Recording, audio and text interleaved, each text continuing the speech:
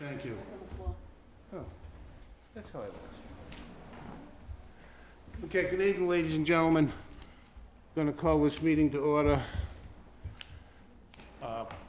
Our chairman is not here this evening, so I'll be sitting in his place. To my right, Bob Haskell, Veronica. To my left, Jen. Sorry, Kendrick, I can't remember your last name, Jen Kendrick. And Walter Cruz, myself, Jim Akabachi. This meeting comes to order at 6:31. Bear with me this evening, I'll be clerking and chairing at the same time, so I gotta write some notes.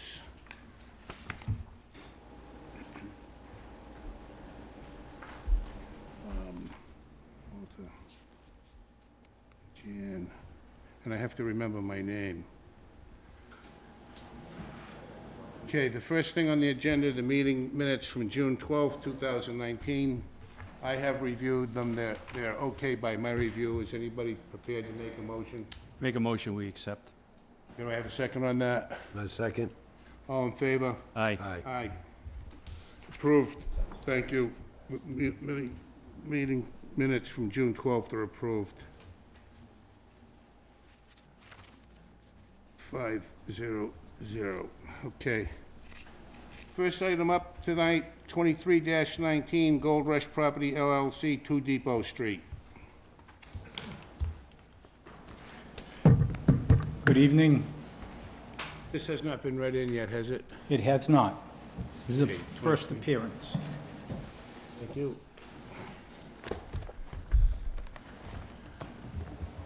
Zoning Board of Appeals will hold a public hearing on June 26, 2019 at 6:30 PM in room 320 of the Wareham Multi-Service Center, 48 Marion Road, Wareham, Massachusetts, 02571.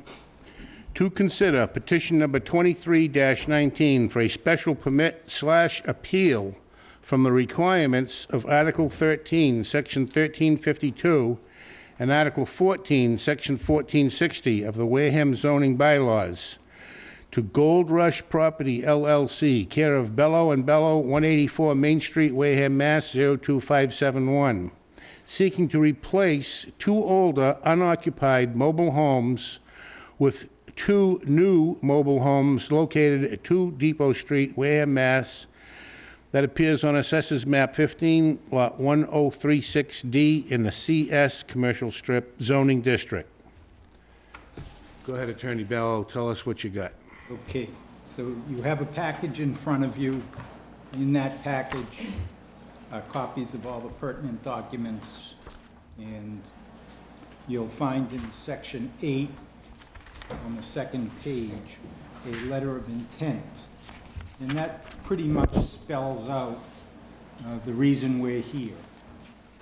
I think I can summarize it rather than read this whole thing into the record for you. I'm listening, but while you do, I'm assuming we get a letter from the building department and... We do. Okay. I'm looking for that too, so go ahead, keep Okay. going. I think you'll find that in Section C. I got it. So this deals with a small mobile home park that's located on 2 Depot Street. It's across from the Cumberland Farms. It's right on the corner. It's previously was Lakeview Mobile Home Park. It has since become Union Pond Place. Mr. Lennon, the current owner of Gold Rush Properties, Properties 1 LLC, purchased it the end of 2018. When he purchased the park, it was 7 units that were then occupied, 2 units, one was condemned and the other one was falling apart. The Board of Health had it registered and sent me a confirmation that it's a 9-unit mobile home park. And that's what it was purchased at, and you have a copy of their certification. They're the licensing board for mobile homes. This is simply, those 2 homes have been removed. The current owner has made improvements. He's put a white fence all around the park. He's flattened the driveway. He's cleaned the inside. He's gotten rid of all the debris. And he's looking to replace those 2 units with newer units. They're not necessarily going to be brand-new units, because that would outprice it for the area.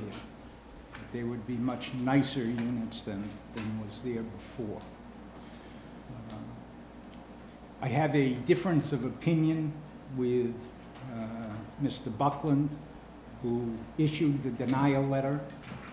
And the denial letter is based on his part that a special permit is needed because mobile homes are not allowed in any zoning district. They're considered a non-conforming use, and therefore a special permit is required. Personally, I don't care which way the board decides to go, but historically, we have a number of mobile home parks in Wareham. We have literally hundreds of mobile home units. And in the past, when the mobile home park was replacing one unit or another unit and upgrading their parks, they never were required to come in and get any type of permit other than the building permit that was issued.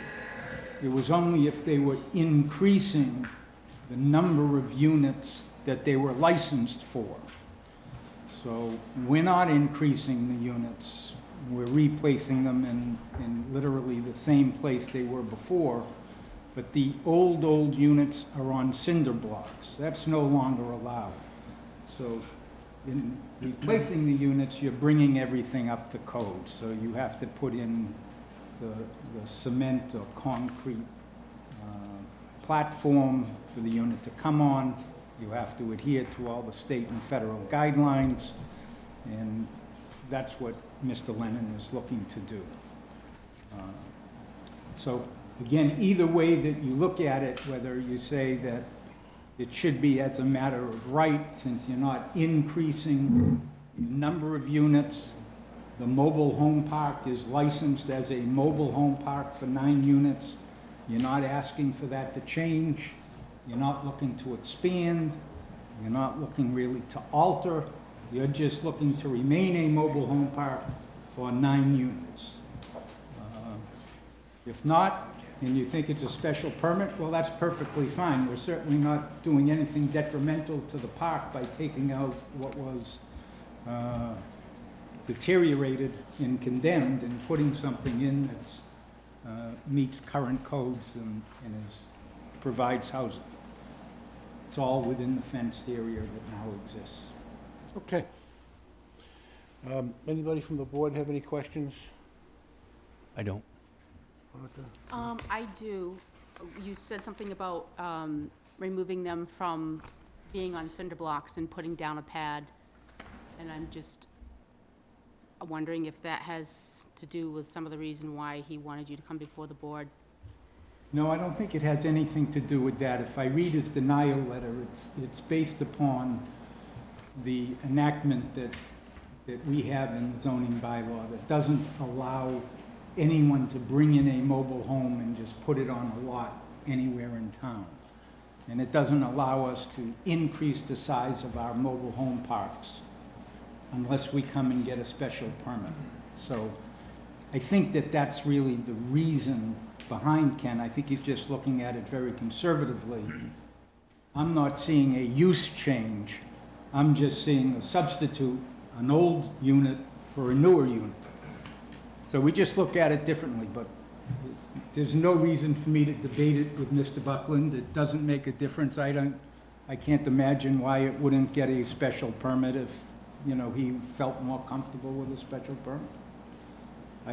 I don't know that the board wants to set that precedent, and every time a mobile home is replaced in town, that somebody needs to come in front of the board and go through that expense and your time just to replace a mobile home. I can assure you that will be something new for all the park owners, because I represent almost all of them. Am I right that the only reason that you made the application was because you were pouring the concrete, right? Is that correct? I made the application because Because you were pouring the concrete. no, I didn't, nothing was done. Okay. The only thing that was done was the units were taken out. just No, drag but them. the purpose is to get approval to lay the foundation.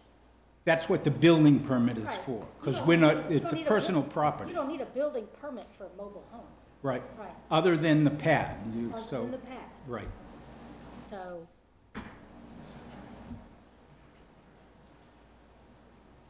He went to get a permit for a pad, Yeah, and the that's it, building that's inspector said, mobile homes aren't allowed, right, but it's existing. right. Right, but his point, Jim, to be fair with him, is that the condemned unit, we can assume was condemned for more than 2 years. Like that Okay. that there was nobody living in that unit for the last 2 years. I mean, Then they lost a certain amount of rights, I got you. So- Well, potentially. so I think that took part in Ken's decision about, Well, he didn't note that, but okay, Right. it was an expired use, yeah.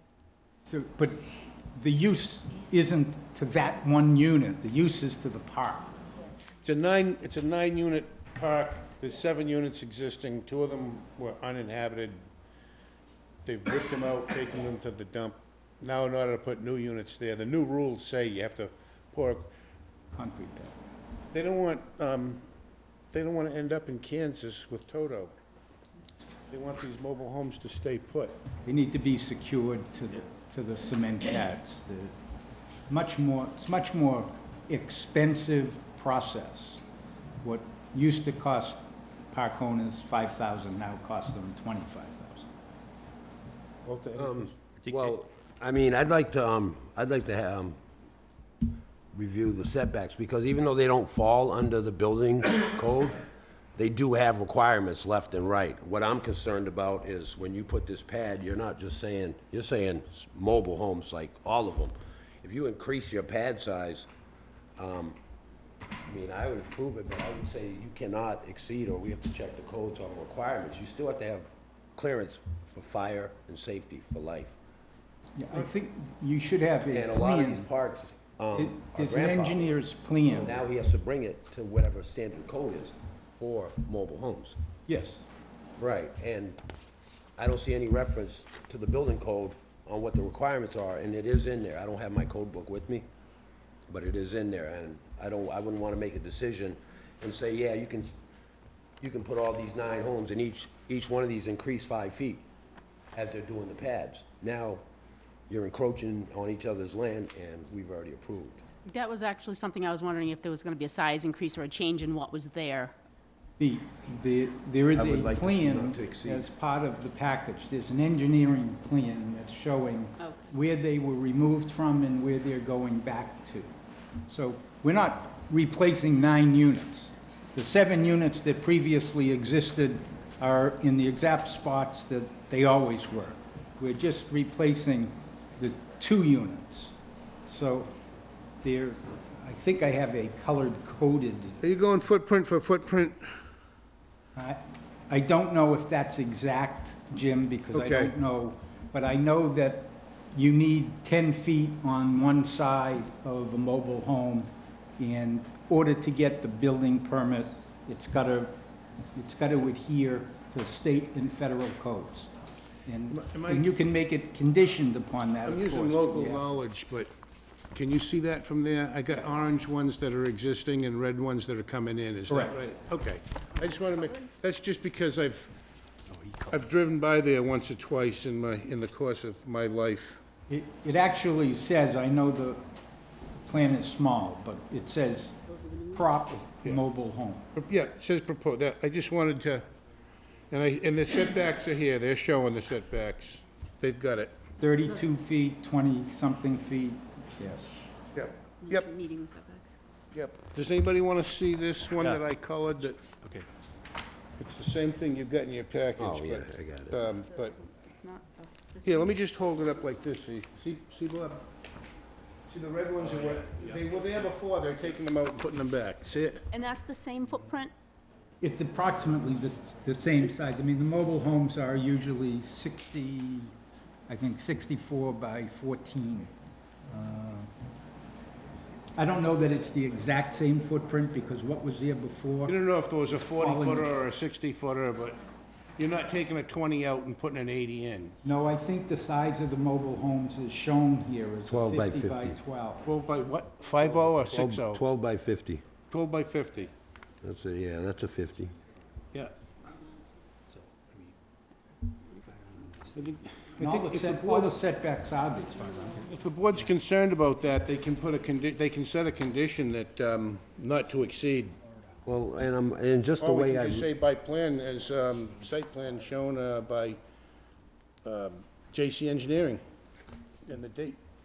Well, it's just the way this is, as I read this, it's the way I feel is worded, replacing older unoccupied. So if he has 5 unoccupied, is he gonna take up 5 and put them back in? 2. The wording, you said 2. But the way this is worded, it says replacing older unoccupied homes. So if somebody moves out, it becomes unoccupied. That means you can just remove it, put a pad, and put a new Yeah, but motor. we're on record now. I've gone on record. I don't type that up. I can't help how that comes out. But our application is clearly 2. 2, okay. Yeah, that's these just two. his written argument. I mean, that, And if any one of these other 7 were to be removed and replaced with a newer, he'd have to come back and get a permit for a pad for that. If they're on cinder blocks, if they were not on, if they're on a Pad. concrete pad, that's different. I guess, I don't know. I'm sure that we'd have to check with whatever the current feelings are downstairs. No, I know, when the mobile home parks were created, you know, you went over there, you went out to highway concrete, you got 6 cinder blocks, you threw them on top of a loam surface, and it's a mobile home. Now, you have to excavate it, you have to put proper material under it, you have to have proper drainage, you have to have hurricane straps coming up to hold the thing from blowing away. It can't sink into the ground and settle. It's all for the better. Would I rather see all 9 of them gone and on a Cumberland Farms gas station there? The town already decided no on that. That's what, I think what's there is yeah. pretty much a vast improvement of Oh, what yeah. has been there for the last 10 years. Anytime you take a pre-80-something mobile home and put a new one in, you've done a good thing. Well, just that white fence, I think, around it cleans up the entire area. Mr. Chairman, Yes, go ahead, Bob. the piece of property where the building that was taken down, is there any use as far as that property, that piece is concerned? Do they have, Which building? where the old building that was demolished? Are you talking about the mobile home that was demolished? No, no, I'm talking about the building, the 2-story building that was there that was demolished. Sorry, I don't know anything about that. I know that, Put the old nursing home, Yeah. it's still there. yeah, Well, I mean, they cleaned that whole area. That's a different property. That's not part of this property. Separately owned. Okay. I didn't think there was anything torn down, but I'm not familiar with what. When I drive down the road, I rarely watch the road. I'm looking at everything on either side. I don't know. Any other questions from the No, I don't board? have anything else. I'm inclined to go with the permit's not necessary, they're not changing the use, and the building department will oversee how the new construction is done to make sure that they're, like you were talking about, the setbacks, Walter. We'll make sure they don't exceed. Exactly, that they're following those guidelines, but I don't think that they should have to come in front of us, they're not changing the use.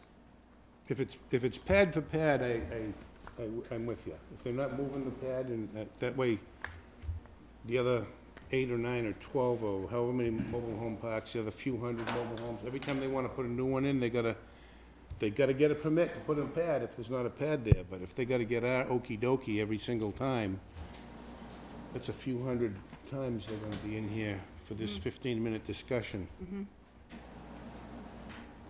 Okay, and nothing else from the board. Anybody here sitting in the room tonight that has anything that they'd like to comment about this, either for or against? Hearing none, I'm coming back to the board. I'd like to hear a motion to close this public hearing and take a vote. I'll second the motion. No, I'm not making a motion. I'd like to hear a Make motion. a motion, we close. Is that seconded? Second. Okay, all in favor? Aye. Aye. Okay, so we closed the public hearing. Now we need a motion to either, to do whatever we want to do. Veronica felt as though we were just going to tell him, go do his business. I think we need to look at the building inspector's denial letter and make sure we address, so that we're not back here in 2 weeks saying, wait a minute. We either overrule him and say that, Correct. or we find that it's not substantially more detrimental to the neighborhood. Apparently, it's not Taking more in mind that we detrimental to the do have neighborhood. There's not a several bunch of hundred. neighbors lined up saying, no, no, no. Well, we have several hundred others ones, so once we grant the one, it's opening them for everyone that's, so you'll be in there all the time. Great. I just don't want it, I wouldn't like to see them exceed the qualifications, and I build, and I know, So you want to make it subject I to wanna make it. following the they have plan as strict- provided? Strict requirements of the mobile home park, with setbacks and the amount based on total square footage. So there's a plan Because here. there's an equation that they take with the motorhomes based on the size of the lot, and that's how they determine how many can be placed on But there. that's always gonna be the case unless Correct. there's an issue with it that's flagged This by is, the this is building an inspector existing that comes to park. us. They're not understand creating a that, new but what one. I'm They're saying- taking what I'm two worried out, about putting two in. is- What I'm worried about is, we don't go through this process. Now, anybody can lift their mobile home up, say they're gonna put the pad, they can add 5 feet in either direction and put it back, and they're never coming They to still us. have to apply No. for a permit. still gotta- for the- yeah. So the building inspector's So you're still gonna apply. require the permit? Our decision doesn't grant anybody What the, happened would be they would go apply, Okay. the building inspector would make sure that the setbacks and everything were correct. Right. If they weren't, then the building inspector Oh, would that's deny the, fine. and then it would come to us. Okay. Yeah, so there's a process for making sure that that is going to be Yeah. identified, yeah, that wouldn't slip through the cracks. All right, because I don't wanna just be in a habit of overriding the building inspector and, If that were an issue, he would have flagged. he'd have every made issue. that clear in his letter, yeah.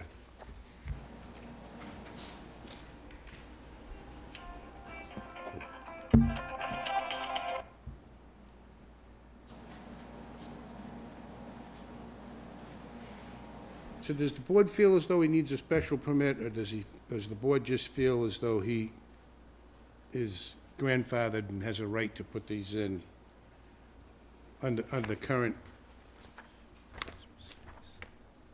I think that's what's in front of us. We have to decide if he needs a special permit. Well, And I yeah, caution I think the- we first have to decide whether or not, yeah, we first have to decide whether or not the building inspector's determination is correct. Yeah, and if we don't agree with him, then we don't need a special permit. And then we don't need a special permit for the other however many hundred that may want to upgrade in the future. If it's an existing mobile home park, and you're taking one out and putting a newer one in, I don't see the need for a special permit personally. So,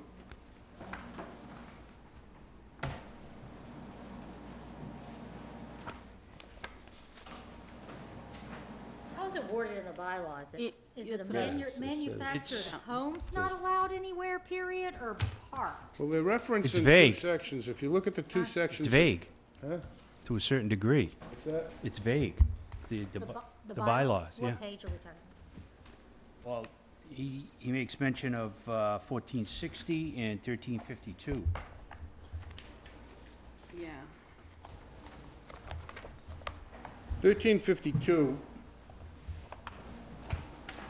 kind of answers whether or not you want to go for a special permit. 1460 simply says that this board has the authority to grant a special permit. Right. So I don't think we're looking at 1460, because I don't think the He board he didn't cite to going in that that, direction. he didn't cite to the, section that says that it's a, non-conforming use. If you want to look at the use table, The that's use probably, table. you know, where the issue is coming. Yeah. There is no, I mean, I'm thinking, Jan, you know, you had asked about, I think, whether this was vacant for over 2 years, and I'm reading 1360 of the non-conforming uses, and it's talking about the vacancy over 2 years, it shall not return to a non-conforming use. And I wonder if that's why he's requiring your presence. I mean, that would That's be my his assumption. Right. That's his interpretation, because somebody wasn't living in that one unit. And my interpretation is the use is a mobile home park. And that use doesn't change, because the lot is a mobile home park. There's not a separate lot for each unit. There's no separate piece says- of property for a unit. It says Sell each one separate, land though. or building.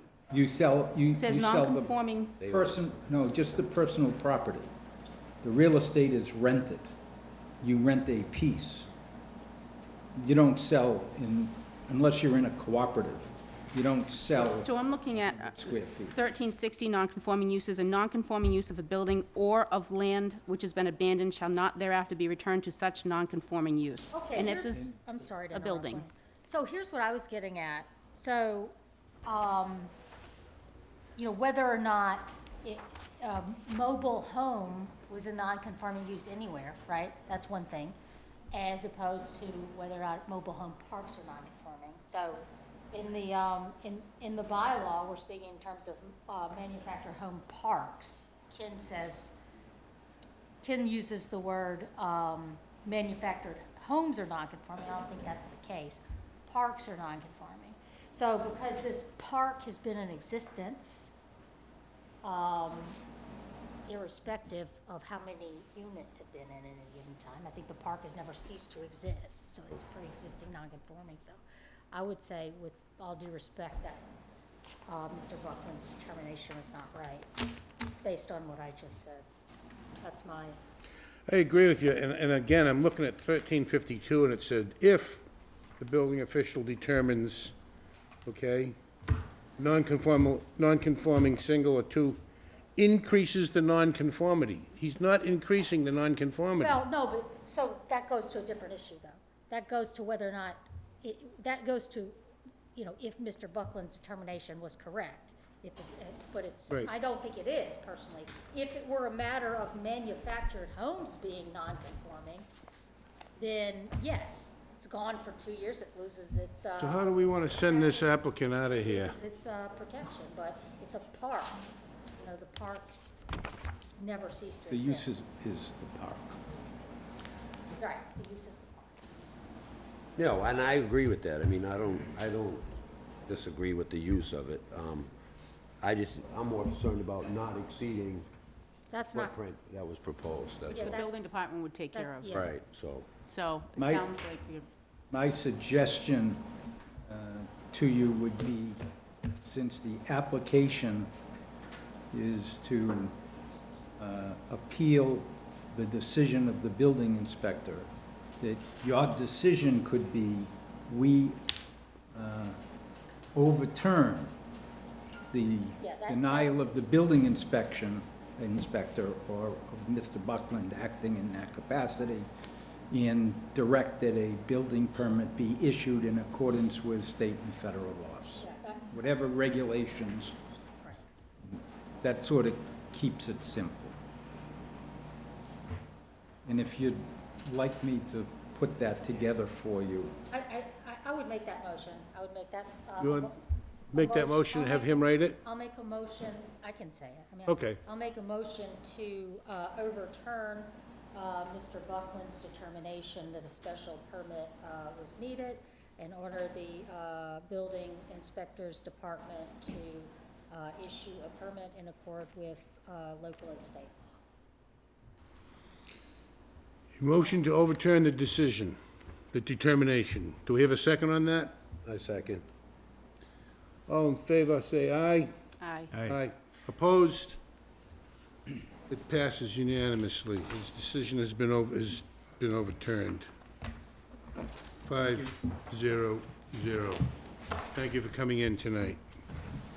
Do we want to add any conditions to that about the plan? I don't think we need to. Overturn the Yeah, decision. no, we don't, there's nothing to add. There's nothing, conditions there's no Yeah. conditions to add, you're right.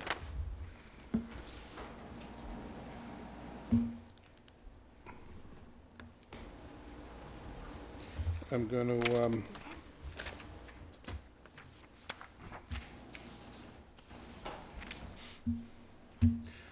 gonna put this in the folder and pass it, and ask you guys to sign it and pass it, and keep putting it back in the folder, so it doesn't end up in the wrong folder. You know, here you go.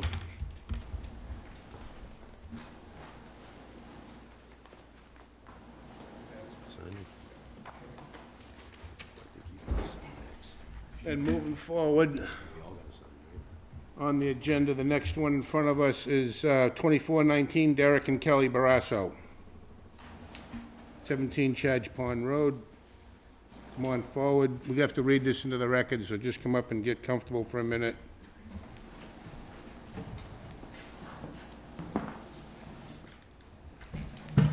Okay. 2419. Thank you. All set on that? You guys are in it? You want to use this? I got another one. You guys want to sign this and put it back? Do. While you're signing that.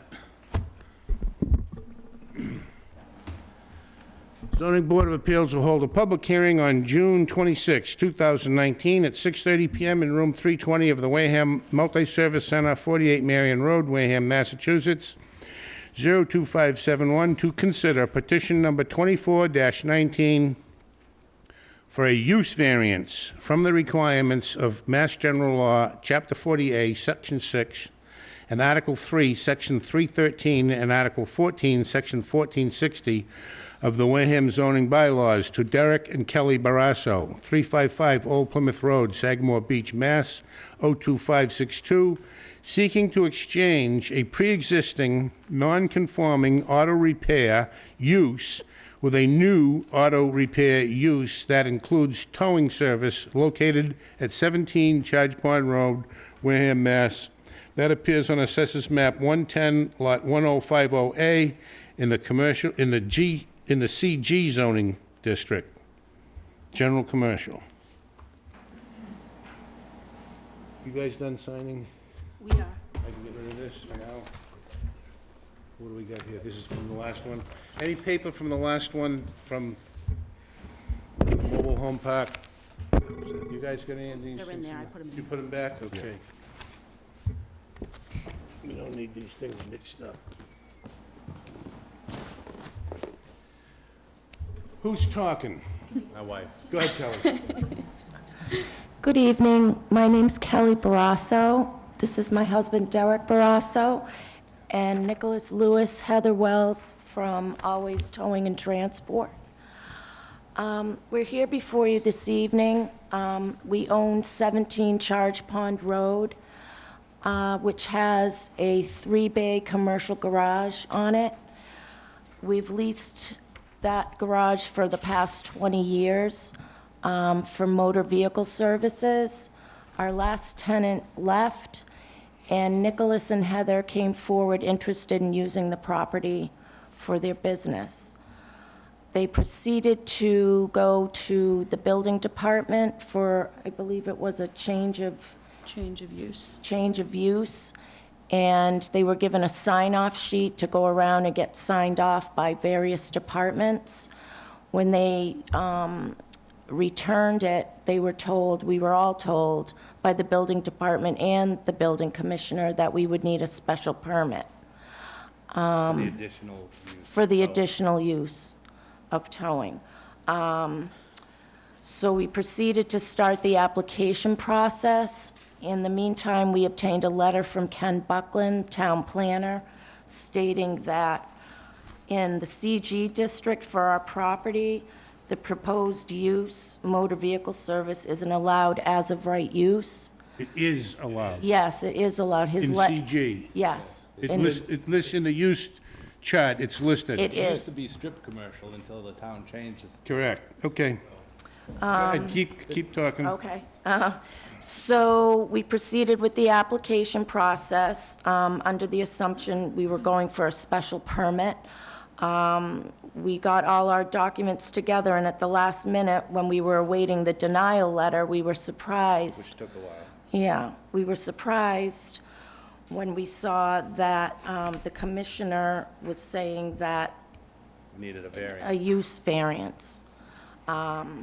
We pretty much based our application on what he had told us Ken's initially, Ken letter. Buckland's letter, and what the commissioner had told us originally, that we would need a special So we permit. got two letters, one from the one from the One town from the planner and one from the the commissioner. building commissioner. Right. Which we needed to go forward. And so, as the board reviews those two letters, I need to review them for a minute. Do you have anything else you want to comment? Or you just, Well, just that this has been, you know, a service garage for 20 years and probably for the, about total of over 30 years Prior. prior with Bill Dickens. there was boats or something in there too, weren't there? Yes. Yeah. Boats, So when you go up Charge Pond Road, before you Right hit on the the Y, right. it's on the right-hand side. Yes. Some famous landscaper has a little yard there. Yeah. And he keeps some cut trees and some bark mulch on the Yeah, right, and yeah. then there's another building Yeah. that was recently built, and then there's the building in question. Well, we own the two rental You own houses. them all, yeah, Yes. And our garage unfortunately burnt down a couple of years ago, so we got a Okay. brand-new garage. Okay, so it's the old ones, Gone. Yeah. okay, lightning struck it, and you got a new building. And we already had in between that a tenant who was a great A mechanic. two-bedroom residence or something like that. He was a great mechanic. He was already in there for a year after this was already built, just last year. But he went back to what he was doing, doing, so. We're just trying to get another tenant in, and for the same purpose, it's automotive service, and they just have an additional towing, and that's what we're more or less here for, just for the additional towing. So the cars that you tow, they would be stored on this property? They can speak to They'll that. be in a pen that will be erected. How many cars would possibly be in there? It varies. It could be none to up to, I'd say, maybe 15, but it's not something that stays there. Usually the insurance company comes and picks it up fairly quick after looking at it, or the person that owns the car picks it up. If it's going to be there, like left with us, we have a process that we take. After so many days, we can get rid of it. So- We don't hold on to them for any period of time. It's kind of a short-term storage thing until whoever owns the car decides what they're doing with it. Or if they're being repaired, they get repaired, and then, they come and pick them up. I'm looking at the use table here again, sorry. Is the entirety of your business related to accidents or breakdowns, or do you also do Also repair. enforcement? We do repairs and road service for people that break down, we would put the battery in for them or Do something. you do towing, for example, in a business owner's direction because of some type of parking violation, or for the city because of some type of? No. Right now, we tow for the Bourne Police Department, but we mostly are just doing public service in the area. They have Nope. 2 other locations as well. The cars that are towed for Bourne have to stay in Bourne. Yeah, So those wouldn't be coming to this facility or anything. yeah.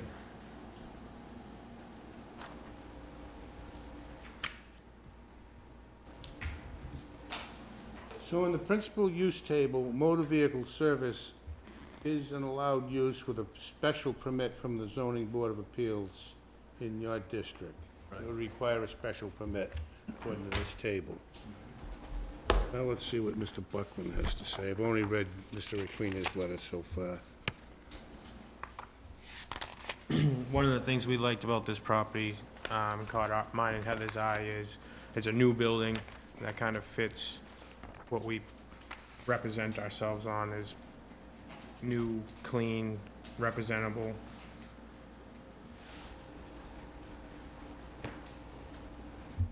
I'd be curious if any butters were there. I have a question about the letter from Dave Requena. It says in here, the proposals to increase the non-conforming nature of the property. Furthermore, the new use is not specifically authorized in any districts. Yeah, which we disagree with. We think that's wrong, to tell you the truth. So we don't have towing. That's what I mean. There's Right, all we have kinds of towing. 3 tow companies in the town of Wareham. So I don't know what that is. And some of them are just strictly based on towing, not automotive services as well. So any towing that's in our town has been granted by a variance, And some of it sounds like. I mean, it would have to be if it's not, no, I don't think so. I don't know. Towing a function of auto service, is auto service a function of towing? Oh. Because if you give me the right answer, it's grandfather, you have a right to do it. If you give me the wrong answer, you need a special permit. I have no idea. To tell you the truth. Because I'm not a lawyer, so. Ken Buckland puts first of all, Dave Requena's letter may have been referring to MR 30, and MR 30, it is prohibited. Yeah, but But it's, the zoning map shows that you're not MR 30. Field right. cards are not that's perfect. right, exactly. He's Requena's speaking to the CG zone. Is he? Yes. Okay. Because I looked at the principal use table, Exactly. page 11 of the current zoning bylaws, and motor vehicle service, SPZ on CG. There it is. It's allowed with a special permit by us. Assuming this would fall in the category of a motor vehicle service. So if you guys are primarily an automotive service company who also tows, That's right. but if you're a towing company who also does automotive services, we may have to look at this differently. We do repairs and we just offer them a service to tow them if they need it. You heard me.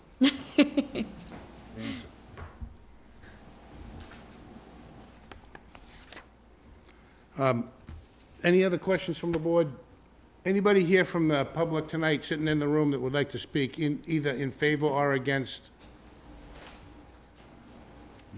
Okay, the lady in white, you can come up first. I don't. No, you gotta come up to the microphone, give your name and address. Okay, We don't need your blood type or marital status, but we need to know who you are. okay. Which, One of you guys wanna yeah, it's okay, I can turn it. yield the mic? Thank you. I just wanted to bring up a health thing and just say, is it possible to turn up the air conditioning? I think people are starting to, What's that got to do with this article? nothing, but I'm just saying, I'm just trying to ask. Thank you. That's why she tried to tell you she didn't leave. That's why I didn't, I just needed to say. But she's now on the record. Yeah, but somebody's gonna be watching the Oh, TV. yeah, I care about your faith. And we wanna know who was concerned about the health. You still didn't give your name. Holly Paratunian, Thank you. crazy hot in here. We're all grateful for your recommendation. Thank you. Next.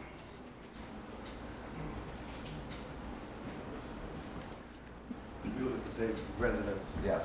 You guys are together, so to speak? Yes, Got both your names and, Good evening, thank you for letting us come up and talk. My name's Neil Ferrera. I'm Chris Conti. We reside at 2614 Cranberry Highway. Our property basically abuts the rear of... so you're on the corner of Cranberry and Chadge Pond? About No. 3 houses up. 3 houses up, north or south? Excuse me? North or south of Chadge Pond Road? North would be towards Carver, south would be towards Onset. Take us south then. Okay. Your 3 houses, We own a marine canvas shop there, and also our residents. We've been before. Okay. Well, first let me state that I don't have any objections to someone trying to run a small business or an existing auto repair shop. That's not my concern. My concern really is the towing. Most of the towing places in our town are quite unsightly.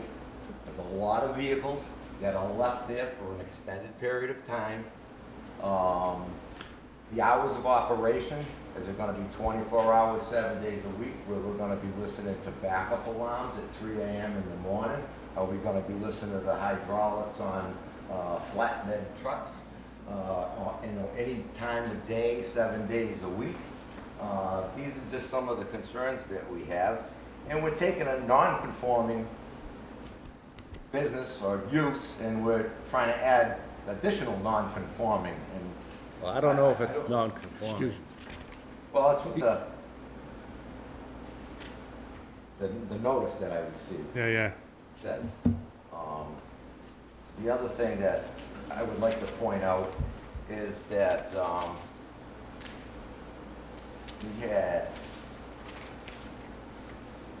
we had a lack of a 10-day notice in regards to this because my letter here is dated the 20th of June. We didn't get it till the 22nd. I've conferred with both my neighbors who are opposed to the towing aspect of, for the very reasons why I just mentioned. One is out of town, and quite frankly, giving us the 10 days, which is required by law, would probably give me the opportunity to be a little bit more prepared. So you got a notice, I see you waving a piece of paper there. Is that your notice date? Yes. No. The notice no, from the this- town about the special meeting that you received, So, yeah. certified, Yeah. So can I see that, the postmark on that? you certainly may. Thank you. But we didn't receive it till Saturday, the 22nd, So that's postmarked June 20th, thank you. and today's the 26th. And today's the 26th, for the record. I know our neighbors are out of town, and I know they haven't gotten your letter yet. Okay, so at this point, do you have any more comments to make? We just think we're just worried about the noise. Okay. In the middle of the night, and we're towing them the beeping. Yeah, and vehicles being basically left, and I know your job is to get them out of there. and- We're gonna be fenced. Thank you for your comments. Somebody else want? Some of these vehicles drain fluids like antifreeze or oil being in an accident. You weren't invited to come up here and interrogate them, you talked to the board. Well, I'm worried about that. I'm worried about also the The environmental impacts of the with, neighborhood. Fluids and stuff leaking out of these cars who have just been in an accident. Thank you. Devaluing of our property value Thank you. too is what is a concern of ours. Okay. Thank you for coming up. Thank you for Okay, listening. in light of the fact that I just saw a June 20th notice on a notification, and there is a 10-day requirement, I'd like to recommend to the board that we continue this and not make a decision this evening and bring these people back in 2 weeks. Well, I think if notice was not properly given, it's gotta be re-noticed. From the town. Yeah. I mean, we did it on time I on our just- part. It's not your We're not- fault. we're not- I don't think you should have to pay for anything else, but I think that in order for it to be properly, Notice has to be proper. yeah, so I don't think continuing, notice has to be reissued. I kind of agree with you, Jan, and I think if notice has to be reissued, then we got to give it the full 30 days and all that jazz, and, because they got to mail it, and then they got to, Yeah, it's unfortunate. I have a question. Have we determined whether this is a special permit or a variance? We haven't decided that. it's definitely a special permit.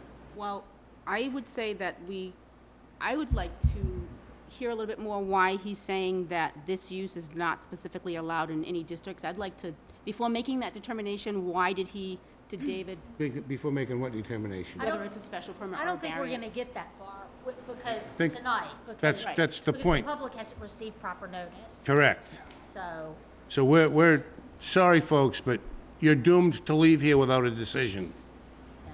based on a technicality. Just to say one thing, there's no house within 300 feet or over where this 70 by 70 pen is gonna be, so. Thank you for saying that, Derek. Let me explain to you. Without proper notice, everything that was Fine. said tonight goes right down the river That's fine. without a paddle. Can I just So say we got to one- bring you back with a paddle.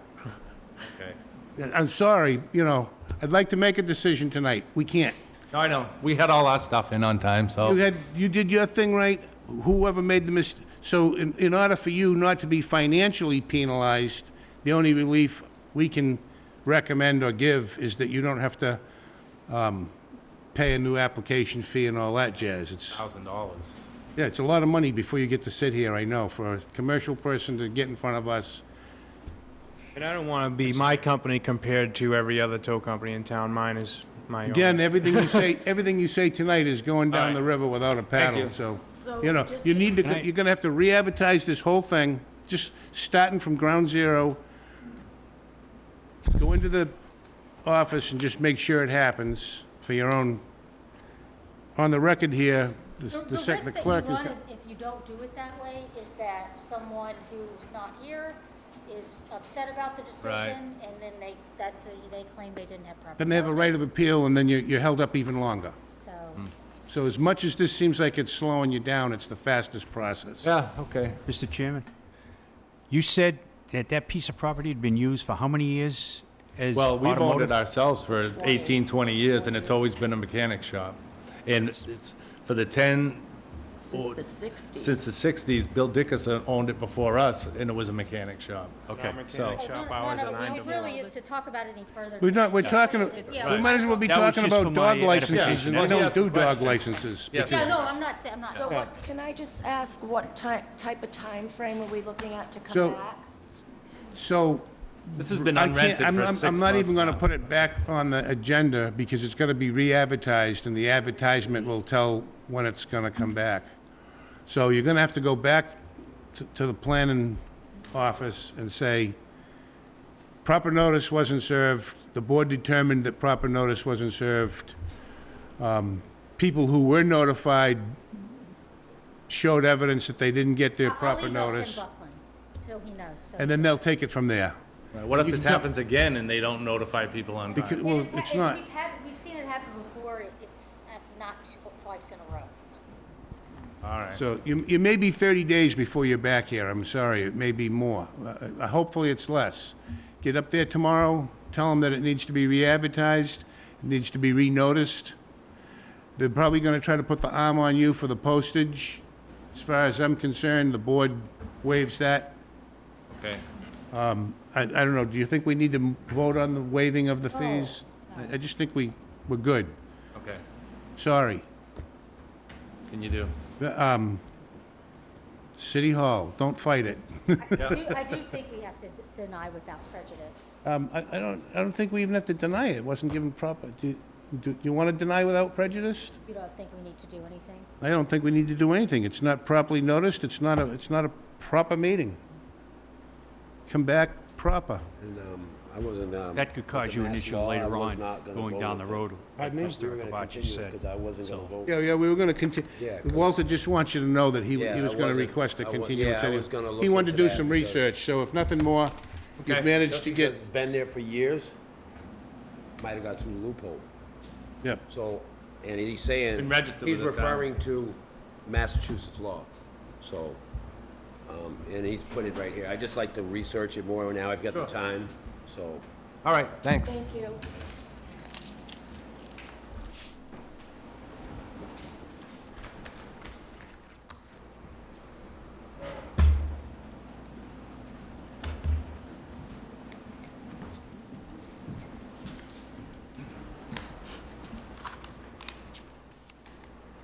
Okay. That brings us up to 20-19 Coastal Cultivators. I have a letter in the folder. Anything from this last one, please, yeah. I have a letter in the folder requesting a continuance until July 24th. Who are we talking about? Coastal? Coastal Cultivators. That's the people going into the old Navionics building over in the industrial park. They've sent a letter, please continue this for a month, which puts us into July 24th meeting. Yep, so moved. So moved. Do I have a second? Second. All in favor? Aye. Aye. Aye. Okay. 500.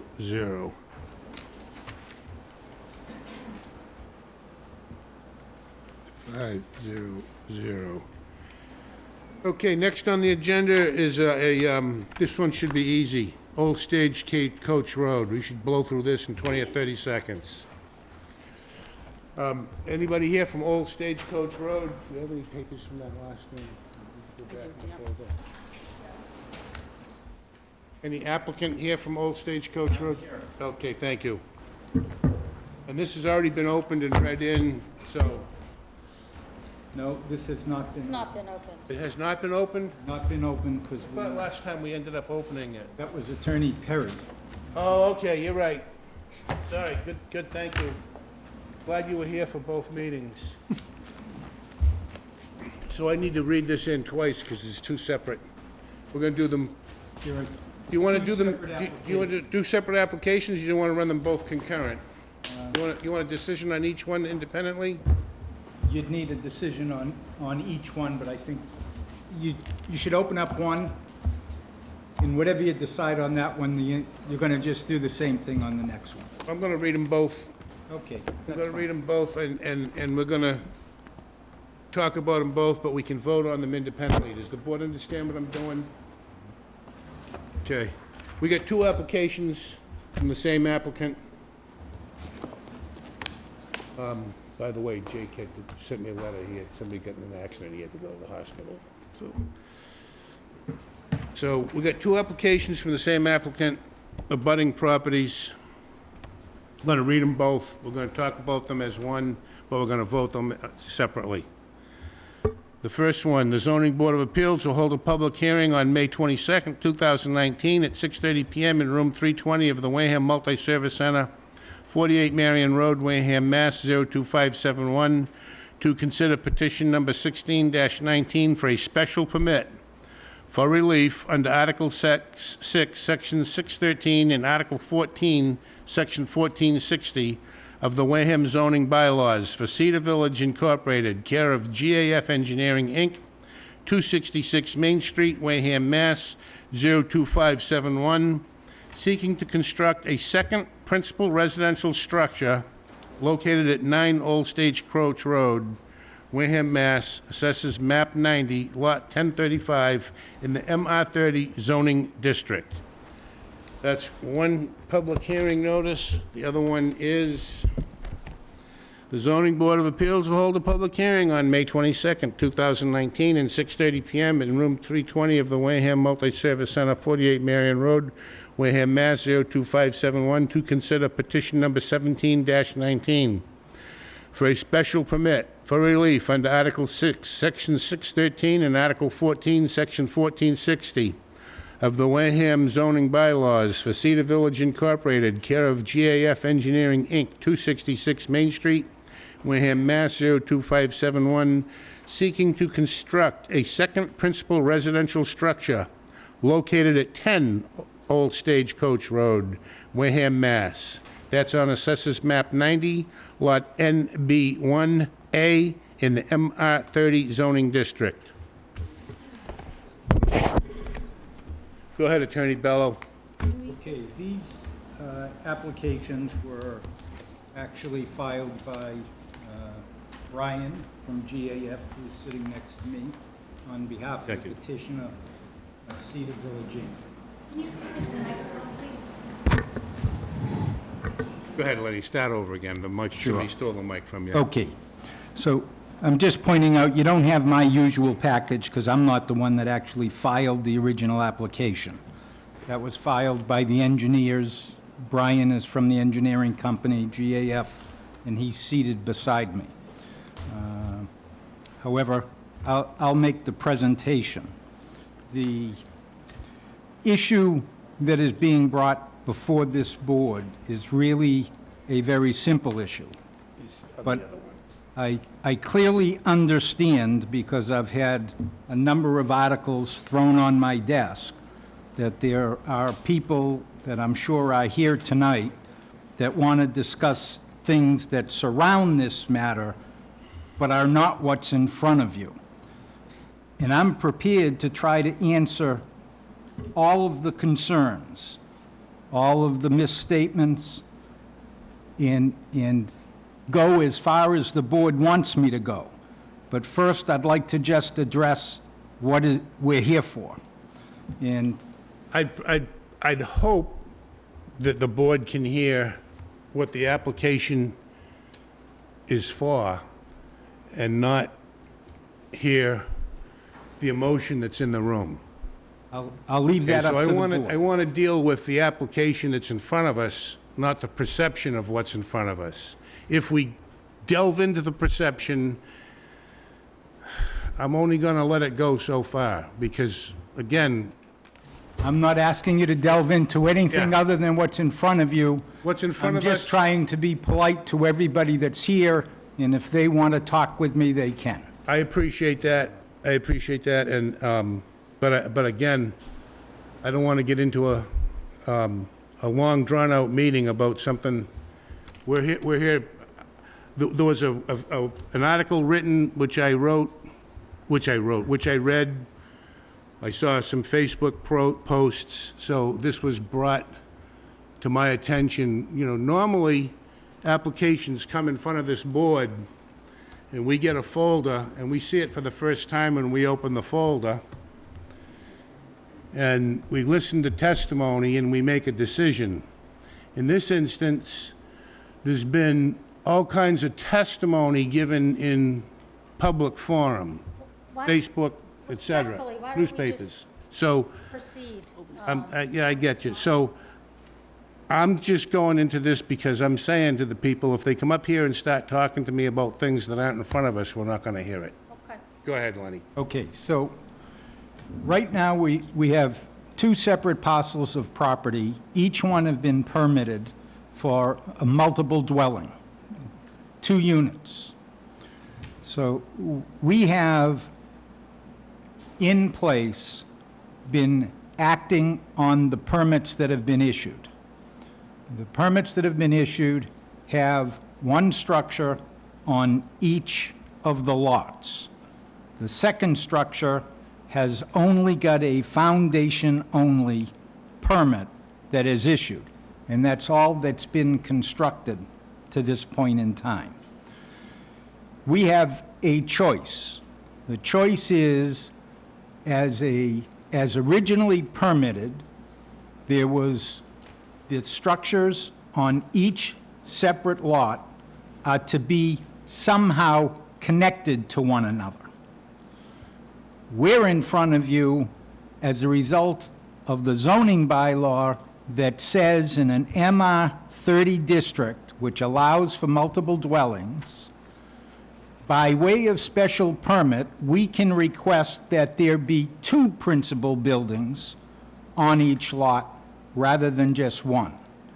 So the issue before you is, do you want us to connect these structures, or would you be willing to give us a special permit upon whatever conditions you see fit, not to connect them, but to have 2 single-family dwellings on property that is large enough, with enough frontage, to allow for 2 dwelling units? That's really the issue. The issue is really not one of density, and it has nothing to do with how many people are going to live there. The question is whether the 2 structures are going to be touching one another or connected through some type of trellis or some other type of connector.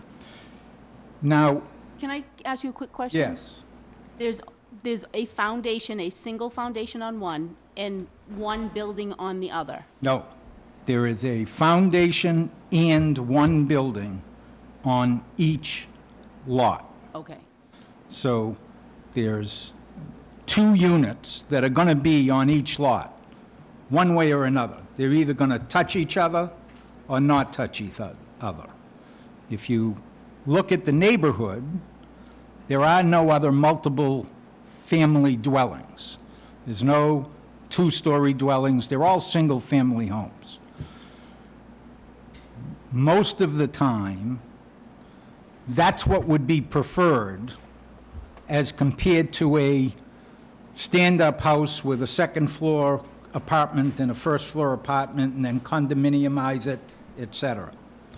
So Or a it's not duplex. something new to the board. The board has had this question before, the board has ruled on this question before, and the board has granted special permits before in similar type situations where it's a residential neighborhood, and what you end up with are 2 homes that don't have a bridge connecting them or a trellis connecting them. A common point. Just, Yeah.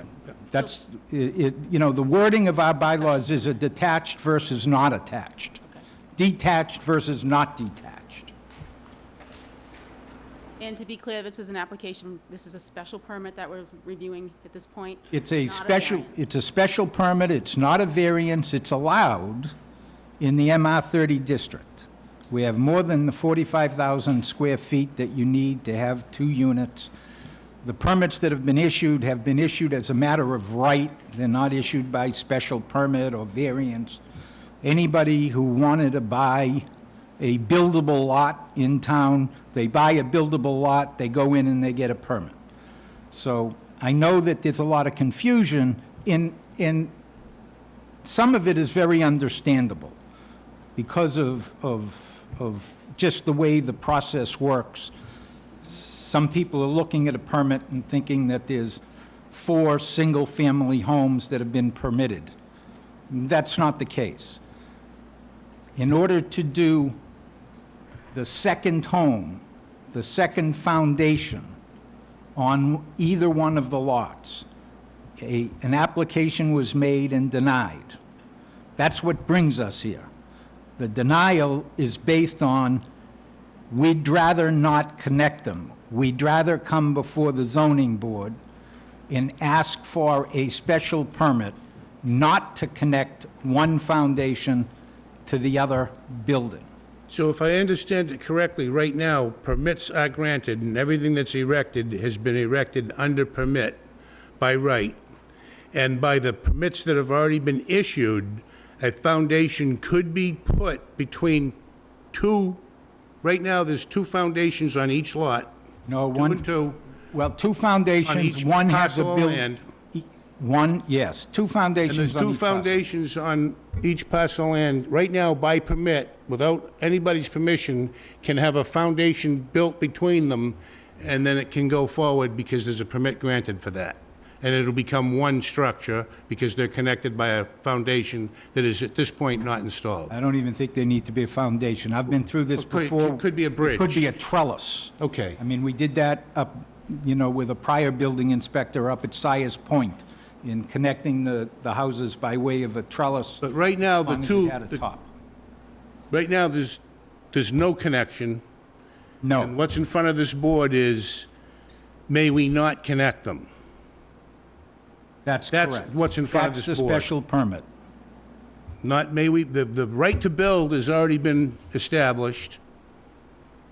It has. The question is, are we going to have something connecting the 2 on each lot or not have something?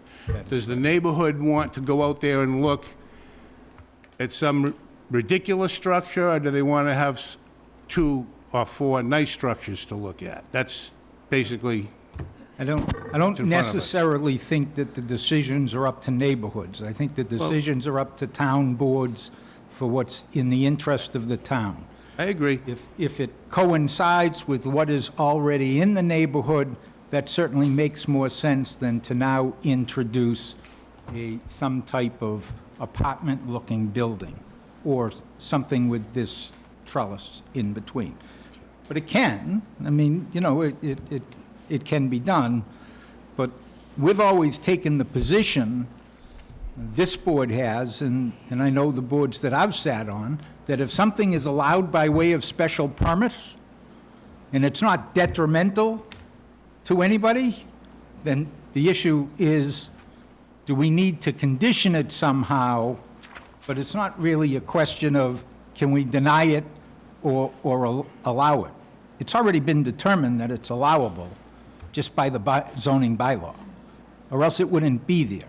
We wouldn't have that regulation that says, in this district, by way of special permit, you can allow for the buildings to be detached and have 2 principal structures. I think we're clear on what the issues are. Can we talk about setbacks and whether everything here is conforming to what the requirements are? And I'll allow Brian, who did the plans, to answer that. I'm not an engineer. I have enough trouble reading these plans, but I'm sure all of the setbacks are being met. Yes, excuse me, the lots conform dimensionally. They have the minimum area for a 2-unit dwelling, and they have the minimum frontage required. So for a 2-unit dwelling, you need 45,000 square feet. Each of the lots exceeds that, and you need 200 feet of frontage. Each of the lots exceed that, those dimensional requirements. And they also meet the setbacks as required for the structure to the property lines. So they meet or exceed those requirements as well.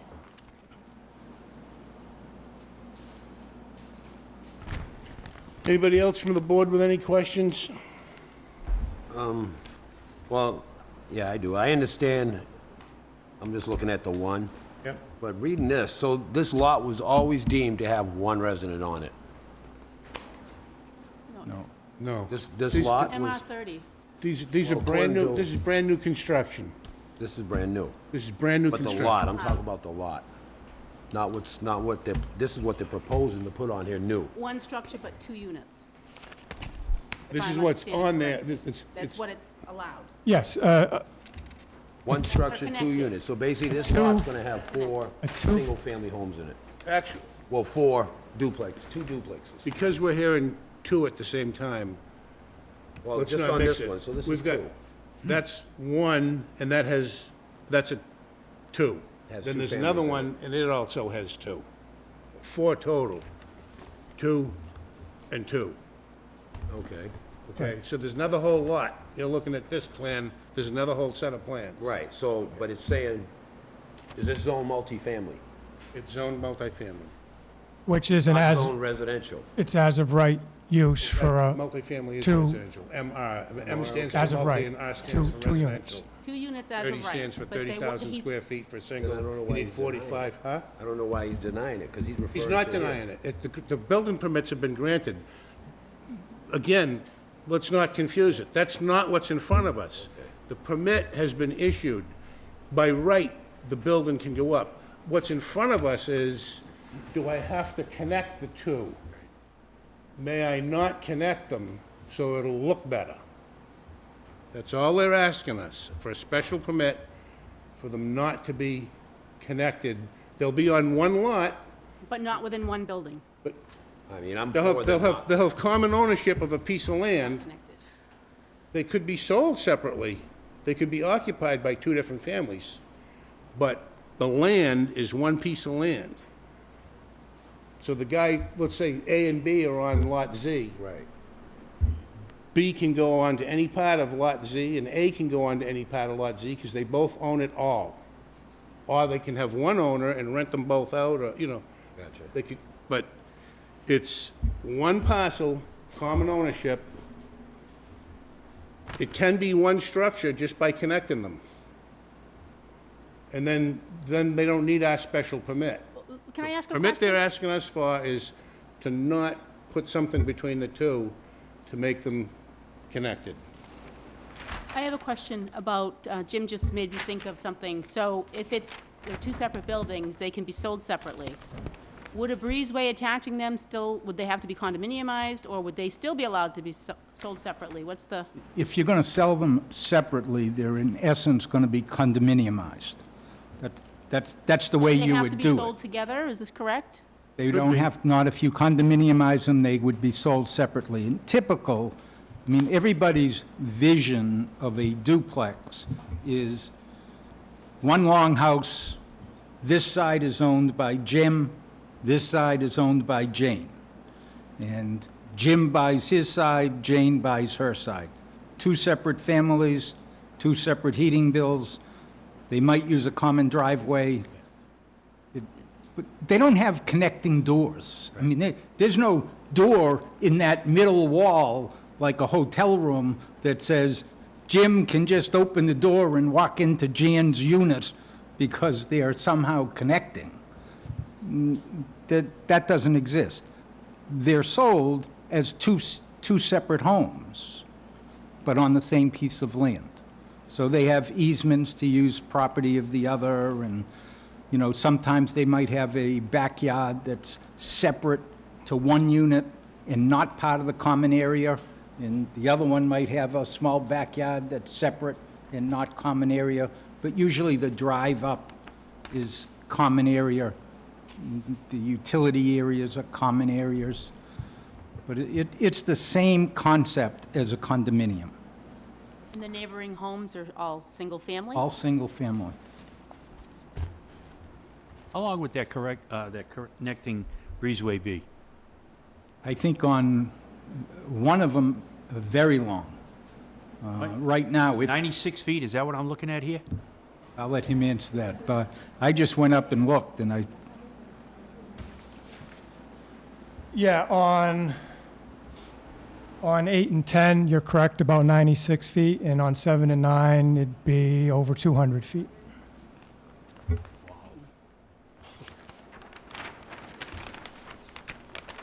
Any other questions from the board before I open this up to other people in the room? I'm against Okay. trees. Is there anybody in here tonight that would like to speak either in favor or opposed to this application? One at a time, please come forward, state your name and address, and make your comments. My name is Heather Zine, and I live at 14 Old Stagecoach Road. I'm not trying to show up here tonight with a lot of emotion. I understand that landowners have a right to build in this town, but I've done a lot of looking into this. There's a lot of history with this gentleman, Mr. El Khalasi, who happens to be the chairman of this board, is the owner and the developer of this project. And when I've gone to the town hall to ask questions, I have been kind of pushed around and, oh, go talk to this person, oh, go talk to that person, and no one seems to have clear answers on the logistics of this project. And the building commissioner, who I understand had another job and was, just working here interim, he wouldn't even talk to me. He said I had to go to the Zoning Board of Appeals and talk to you all. So I may be bringing you information that I'm not supposed to be bringing you, but no one else in that town hall wants to hear me. No, we want to hear from you. We just want to make sure that what we're hearing is relevant to the I application. understand, but there are things that I may bring up because I've been told by one person, like the building inspector, if you want to talk about a building permit, he said, you need to go to the zoning board. But when I talk to the town planner, they say you need to go to the building department. So things have been very confusing to me. We can give you a little leeway, I'm sure. What's that? We'll give you a little I leeway. appreciate it, thank you. So concerns for me began, I've lived in this house abutting the property 15 years, and concerns began in 2004 when Mr. Al Khalasi came to me trying to sell this land to me because he was going to put 45 40B housing units here. And these are and he was going to sell it to me for $1 million, and couldn't do that. Sorry, my husband and I can't afford that. So he left. He came back a few years later, and his price had come down to about 500 and change. Still couldn't do that. And so a red flag kind of went up for me, like, well, what's going on here? Why can't he do what he wants to do with these two properties, and why is he trying to sell it to my husband and I? So I started to ask questions at the town hall, and again, this was years and years ago, and then he came back to my husband in 2017, and they were trying to negotiate prices for us to purchase this land, because it is important for us. Environmentalism is important, and we didn't want the destruction of the land and all sorts of things. But he wouldn't agree on a number because I started asking questions at the town hall about, has this been, what are, there's listings that say that this was not buildable. It was deemed a non-buildable lot by David Moore. I have a letter here that I can show you. In 2015, one of these lots was deemed unbuildable because it didn't have 150 feet of frontage. So, but for a duplex, you need 200 feet of frontage. So I don't understand how you fast forward 4 years, you get a new building commissioner, and now all of a sudden you have enough frontage for more than what you were trying to get 4 years before. So that's one huge concern for me. And then, so when I started asking questions, Mr. Al Khalasi said, okay, forget it, deal's off the table, I'm not negotiating with you anymore. And again, just a red flag, like, well, what's the deal with this property? Like, what's going on here? And I know he's been in front of the planning board multiple times, years ago, and then back in April, trying to apply for an A&R, but he's been in front of the planning board trying to build on these lots, and they've denied him for various reasons, and one of them being the driveway, the access, the road access. And so it's an 8-foot dirt driveway, and now we're going to add 4 building units here, whether they're duplexes or single families, and we're going to add a lot of traffic to that road, which is not owned by Mr. Al Khalasi, but he seems to think that he can improve it on his own. And again, I don't know the rights there, but sorry, I've got a lot of information in my head. So I question whether or not the building permits were actually, in fact, issued in the proper way because of the frontage, because of the road access, and it's my understanding. Unfortunately, and I'm not stopping you, Yeah. but that's not what's in front of us. I understand that, but Go ahead, you go know, ahead, people just- at the town hall don't, like, who's going to, nobody's going to look into those things then, right? Like, I'm supposed to hire a lawyer myself and pay my money to look into this stuff because, Correct.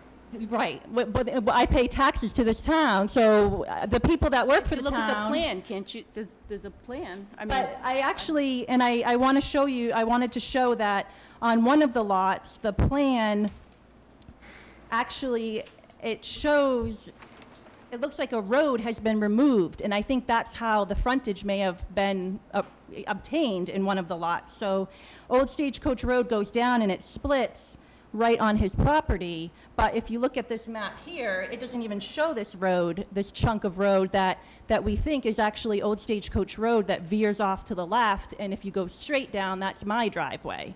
So there's just a lot of questions, and I don't think I should have to go see a lawyer for this. If people at the town, it's their job, or there's town council, or I don't know. But I have a picture of how far apart two of these units are, and they're about 300 feet apart, and I can't imagine that they're going to be attached.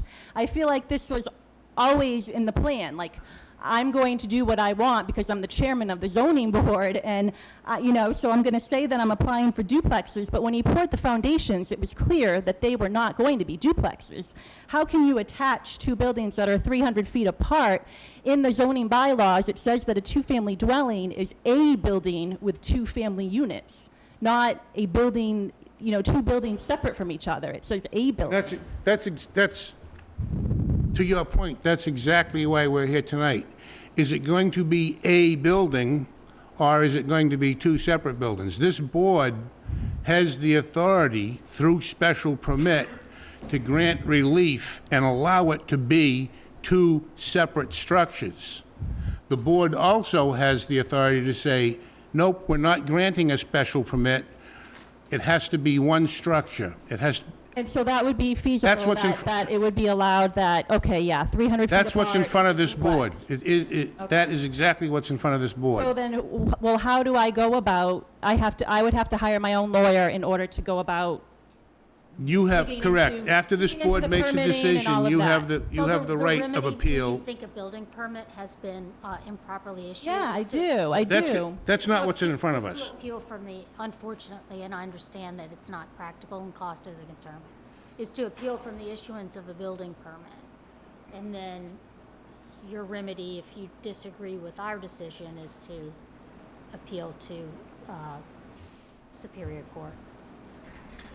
Okay, so you all don't care about the frontage letters I have or any of the photos I have, nothing? 'Cause Do you have things that you'd like to submit to the board? Well, I don't know. I mean, I feel like what you're saying is it doesn't matter what I say, because either you're gonna, I don't know. What I'm saying is that if you have anything you'd like to submit to this board, submit it. May I see, So- ma'am, Submit it then, and, So it's the frontage letter? It's not that we don't, we want to brush you off or not. no, I really. understand that. It's just really frustrating. It's just that when the, our authority is with respect to what lands before us. No, I know, but it just seems like there's no authority on this one. You know what I mean? And in the building inspector, George Stewart, pretty much said that in no other words. Like, oh, well, the building commissioner signed these permits, and he won't talk to me about it. And he said, well, this gentleman, Mr. Alcalasi, is in here all the time. He's always getting permits for this and that and that. So it just feels like everybody's kind of looking the other way.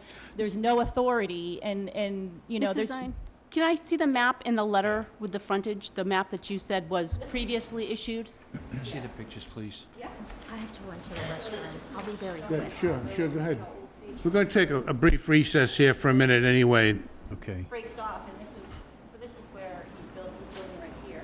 This is your house? This is by Florendo's house. Florendo, okay. And so he's building right here, he's cleared already here. What's been, But if you look at the map here, it's hard to see because that's this and this is this, but the road actually veers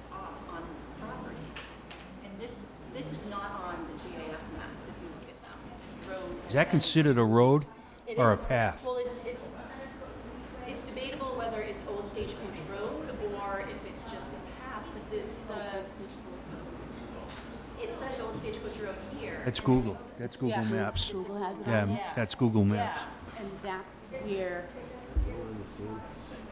And then if you're driving down this way, this is how it That is for this. so then what's this road? So that's my driveway. Show me what you, Down to the my building house, department. which was built in Says your 1808. request is being denied. forever.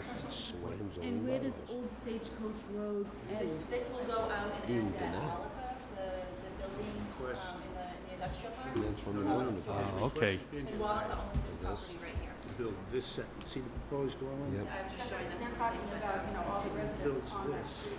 they won't give him the permit. Yeah, we're the only two. He's already built this. So this is, can I take this for a moment? Yeah, absolutely, I have copies of everything. The only way you can build this is either build this, Where is this or road? get a special permit from us. Because I see this. You would have to get a special permit because what happens. That's correct, that's what he's for. Understand what happens, if you connect these two, Best I am, fire, you have to be fire rated and protected because now it's destroyed in the building. That's the way it's gonna be. Right, so it would have to be that. Is this what's, where's lot 90 that we're, hundreds, All right, lot talks 1035? about when building permits can be Lot issued. 1035 is right Just to be here. issued, That's what we're looking at right here. where Which the- is, Can you guys does hold not this? have anything to do with that. Okay, Veronica, let's hold this until Jan comes back in the room. all right. I'm just gonna And would you people take your seats again, please? Thank you. It specifies what that should be. So, I'm not sure how germane it is to what Lenny Bellmer is arguing. No, stay, you're not done, you're not, she just asked for a brief recess. One of the members of the board had to excuse herself for a minute. I didn't open up the room to, a general discussion. I allowed it to go on for a couple of minutes, got out of control. Now it's back in control. Thank you. Again, we're talking about things that aren't in front of us, but we're still in recess. There we go. Jen's back, we're not in recess. So, did you have anything else that you want? You made a comment that I'd like, Yeah. I don't know if I feel obligated or not, but I feel like I'd like to respond. You said it, nobody cares, and that because he's the, Mr. Ecolasi is extremely knowledgeable about the zoning bylaws and building permits. You maybe have built 1 or 2 houses in your life. He might have built 100 or 200. So sure, he has superior knowledge. That doesn't make his knowledge inaccurate. I understand your frustration. So you're going against a very experienced person, and you're inexperienced, and you're saying, where's my relief? And I believe that folks at the town hall, and now this board is gonna tell you, unfortunately, in order to protect your rights as a landowner, it's your cost. It's not the town's. If I want to protect my rights, I gotta hire a lawyer for my land, you gotta hire, you know, I already said that. Right. so. Yeah. I'm, you know, I know you're frustrated, and that's why we want to hear everything you have to say, but, guys, but what's in front of us, the question that's in front of us is, do we want this to be 2 lots with 2 structures, and those 2 structures are going to be essentially 4 residences, or do we want those 4 residences to be two of them joined at the hip, or do we want them not to be joined at the hip? That's what's in front of us. Whether all this other jazz is to this application, almost irrelevant. It's nice to know, Can but... I say one thing? Sure. I did read in the letter, the application letter for a special permit, that the Board of Appeals or Planning Board shall not approve any application for a special permit unless it finds in its judgment all of the following conditions are met. And then there's a list of conditions, and one of them being that the proposal, as approved, conforms to all other applicable provisions of the Wareham zoning bylaws. But I don't feel like there was frontage to get a permit, and isn't the frontage a zoning bylaw, or wouldn't that fall within the ZBA, or? It is, and if we make a decision that you're aggrieved with, you have the right to appeal that decision. you know, Plan show 200 feet frontage? Yeah, can I just say, if this were another applicant, I would be asking, and I know that we're trying to, we don't want too much emotion, but I would be asking, I would want to know this. And Yeah, I I'm would not- ask, what's the frontage? absolutely. So these are questions that I am interested in knowing in order to make a determination of yes or no. And I personally would like to know some of the answers to these questions, and it actually might satisfy some of the, I do think that, right, that would be, if there were some identified way that the plan did not otherwise conform with the zoning bylaws, that would be a consideration in denying the special permit. And isn't it illegal to remove a road from a map? I mean, well, I think you're making an assumption that it's a road, because you've Okay. even stated that but you even if don't it's know. a paper road, I mean, it's on, or it's a real road. Well, it's a road on the ground, but it has to be documented as such legally, and so I don't think we should make assumptions. I think we're gonna, I would like to personally look at this, because one of these lots that you're talking about clearly has the frontage, that road is not. So we're doing these together, I think perhaps we separate them so that we can clearly see each one. We're gonna vote on them separately. Yeah, okay, so one of these, your arguments are invalid for the frontage, at the least. That's the only thing that I can see very clearly.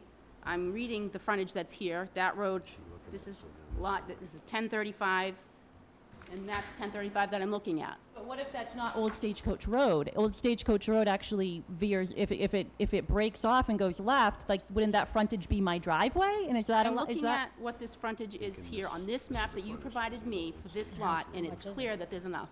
Okay. To me, I'm not an engineer, but that's what you provided me with. I don't know, It says I don't know 200 what the feet other on lot there? is. So I would I like think- to know what the other lot is in order to know what you're talking about, because I want to understand what you're talking about. There's two in front of you, okay. Do you have other comments? Do you have No, but I additional? just had one other map Sure, that I sure. wanted to just show. If you want to, anything you want in the folder, we're happy to take anything you want in the folder.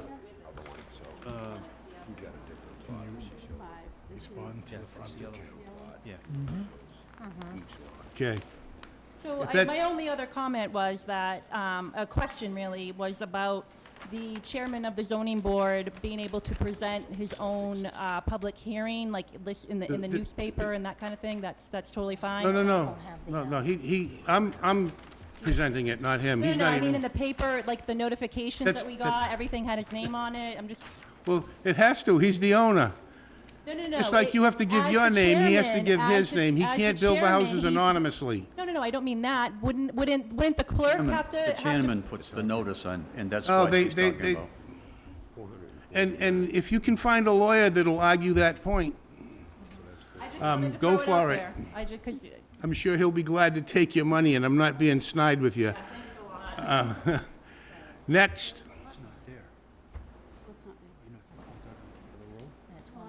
I'm Cheryl Florendo, and just a minute, Cheryl. I'm sorry, I'm just trying to see what lot this is, because I'm trying to understand what Mrs. Zine is talking about with the road.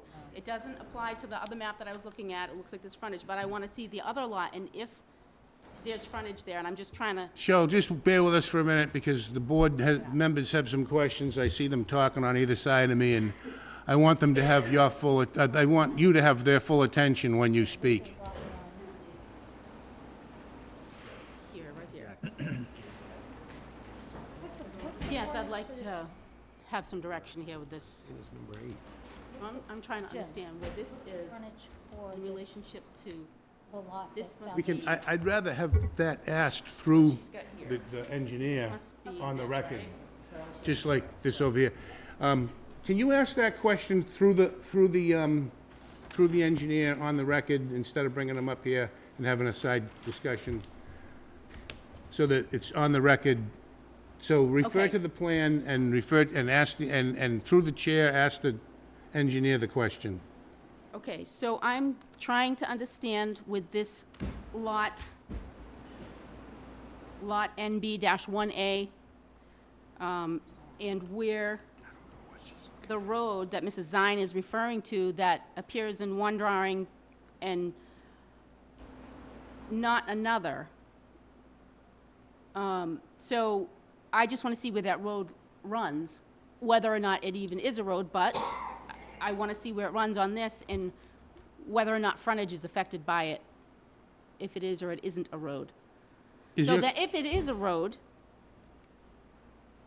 looking at this, I'm just wondering if that were determined to be a road, if it would still provide frontage because it's a road. If you understand what I'm saying. So, you know, to see from here to here. if Who that you, is a who you road- speaking to? The engineer, is that a stamped plan by an engineer, or an architect, Can you or show a me where surveyor, this- or something that you have in your hand? What do you have in your hand? This is the map. What map? Map 90, Lot NB-1A that I referenced previously, and I'm trying to understand. Where's the map come from? Mrs. Zine provided that. From the building department. What she has there in your hand is the town's assessor's map. The assessor's map. Thank you. So we're referencing the town's assessor's map. The assessor's map shows several dashed lines which indicate woods roads, paths, something to that effect. But the town has also assigned those parcels with addresses. Ms. Zine's address is an old Stagecoach Road address.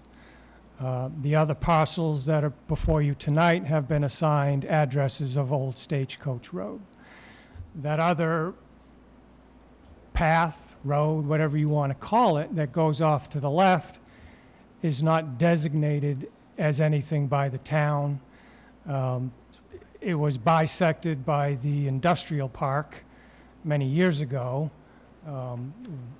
Actually, Old Stagecoach Road went through the woods in its entirety at some point.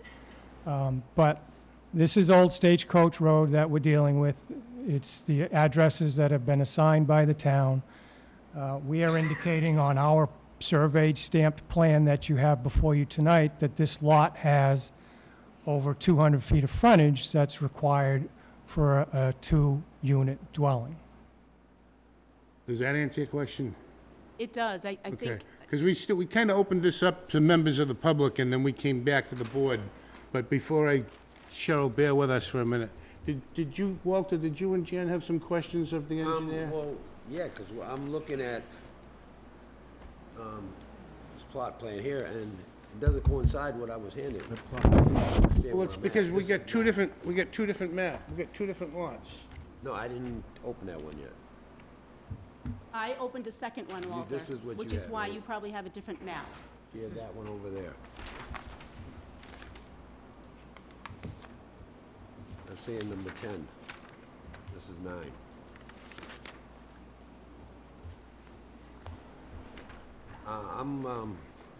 I'd like to see the actual frontage for each one myself, because I look here, I see 229 feet, So which one is in question? but that covers one duplex.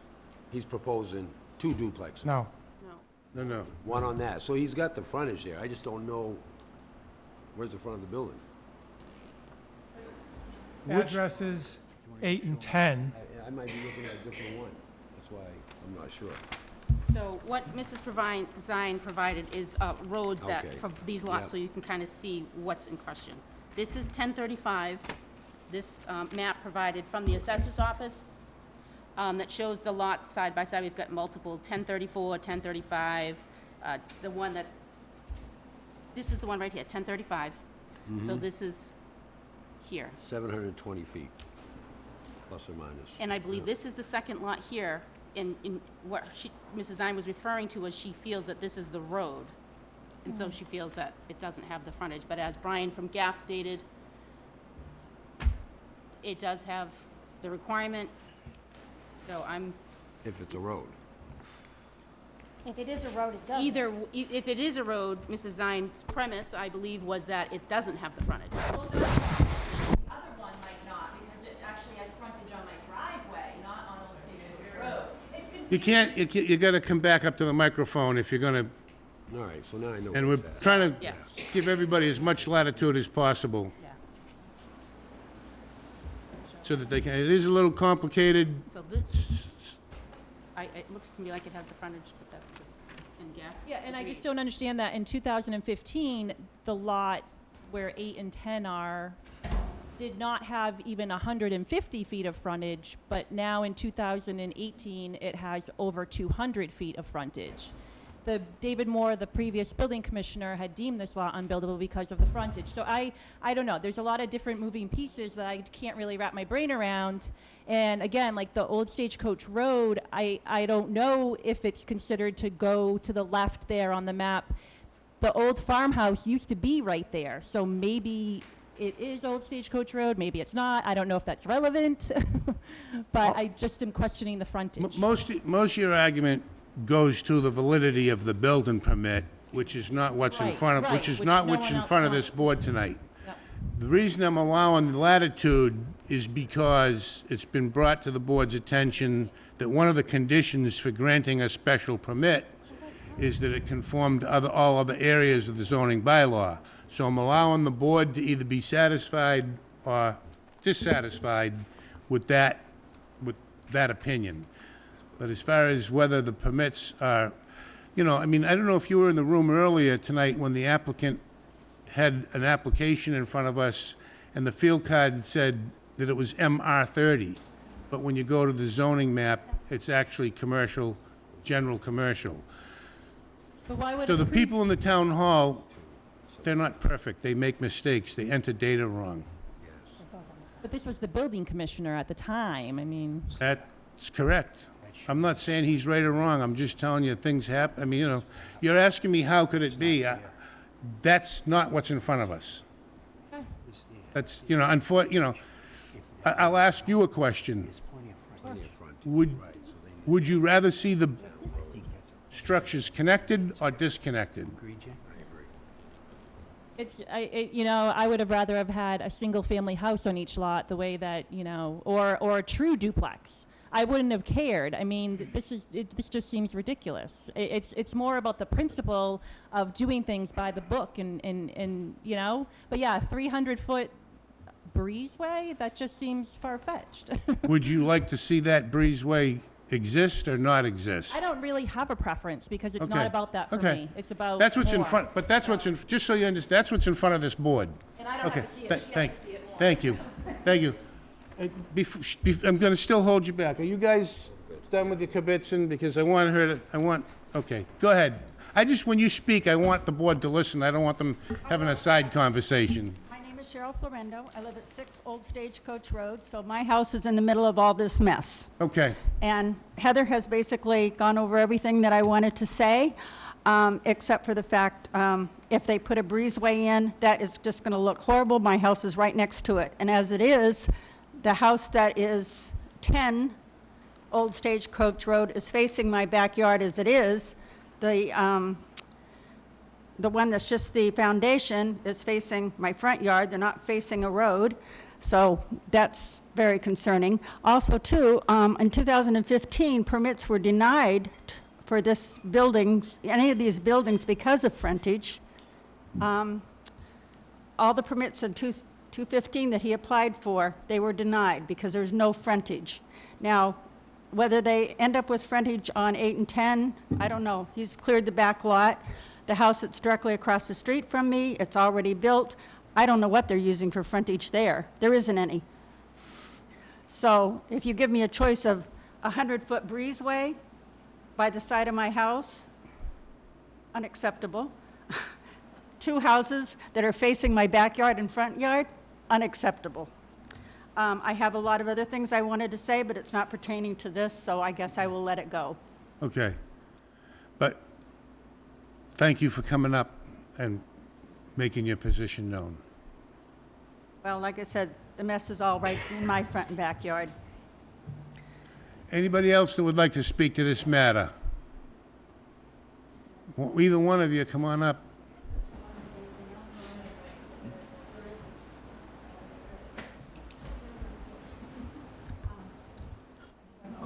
Malcolm Finney, 10 Dalton Road. I'm in the butter to a lot of this.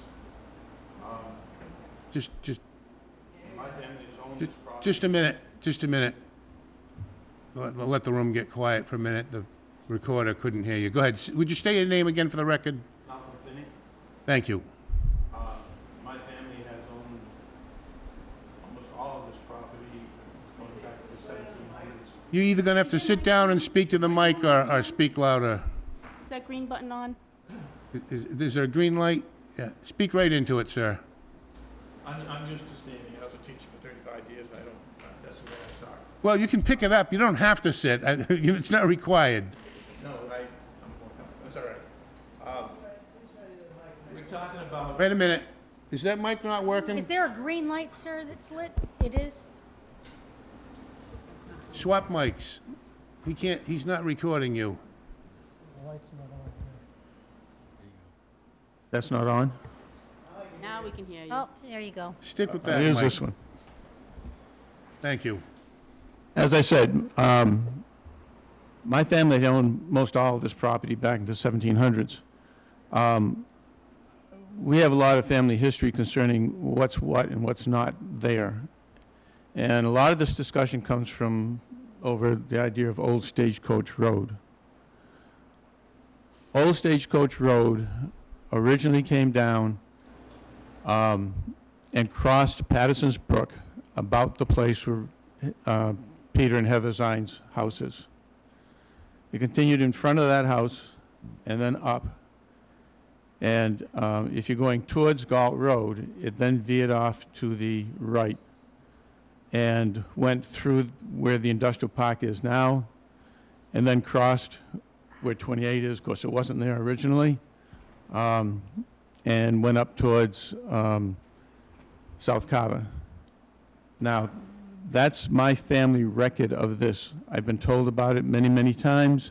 I was shown it since I was a child, and so forth and so on. What is labeled on Galt Road as Old Stagecoach Road was put up in recent years. That sign was put up in recent years because the Florindos wanted to put up, as I understand it, Eddie's mother gave him the sign and they put it up. I don't think it's an official sign, let's put it that way. And I don't think that end of the road is Old Stagecoach Road. Now, again, I'm going through my family history. To put a little more credence to this, as she mentioned before, there was an old foundation up there, and that's where the original farmhouse was built. It burned. Around 1800, they built what is now Peter and Heather's home. They wanted to be closer to the water, Patterson's Brook, because the house burned. Another part that gives some history to this is that in 1814, after the British had invaded Wareham, it says in the records, Wareham became a fortified town. And they did that by building trenches along the side of certain roads. This, what I'm telling you is Old Stagecoach Road, had a trench built along it. And my family history says that John Galt, in 1814, gave him permission or was involved with the building of this trench to be an ambush trench when the British came back and headed towards Carver, which is where the foundries were, which were making ammunition for such things as old Ironsides.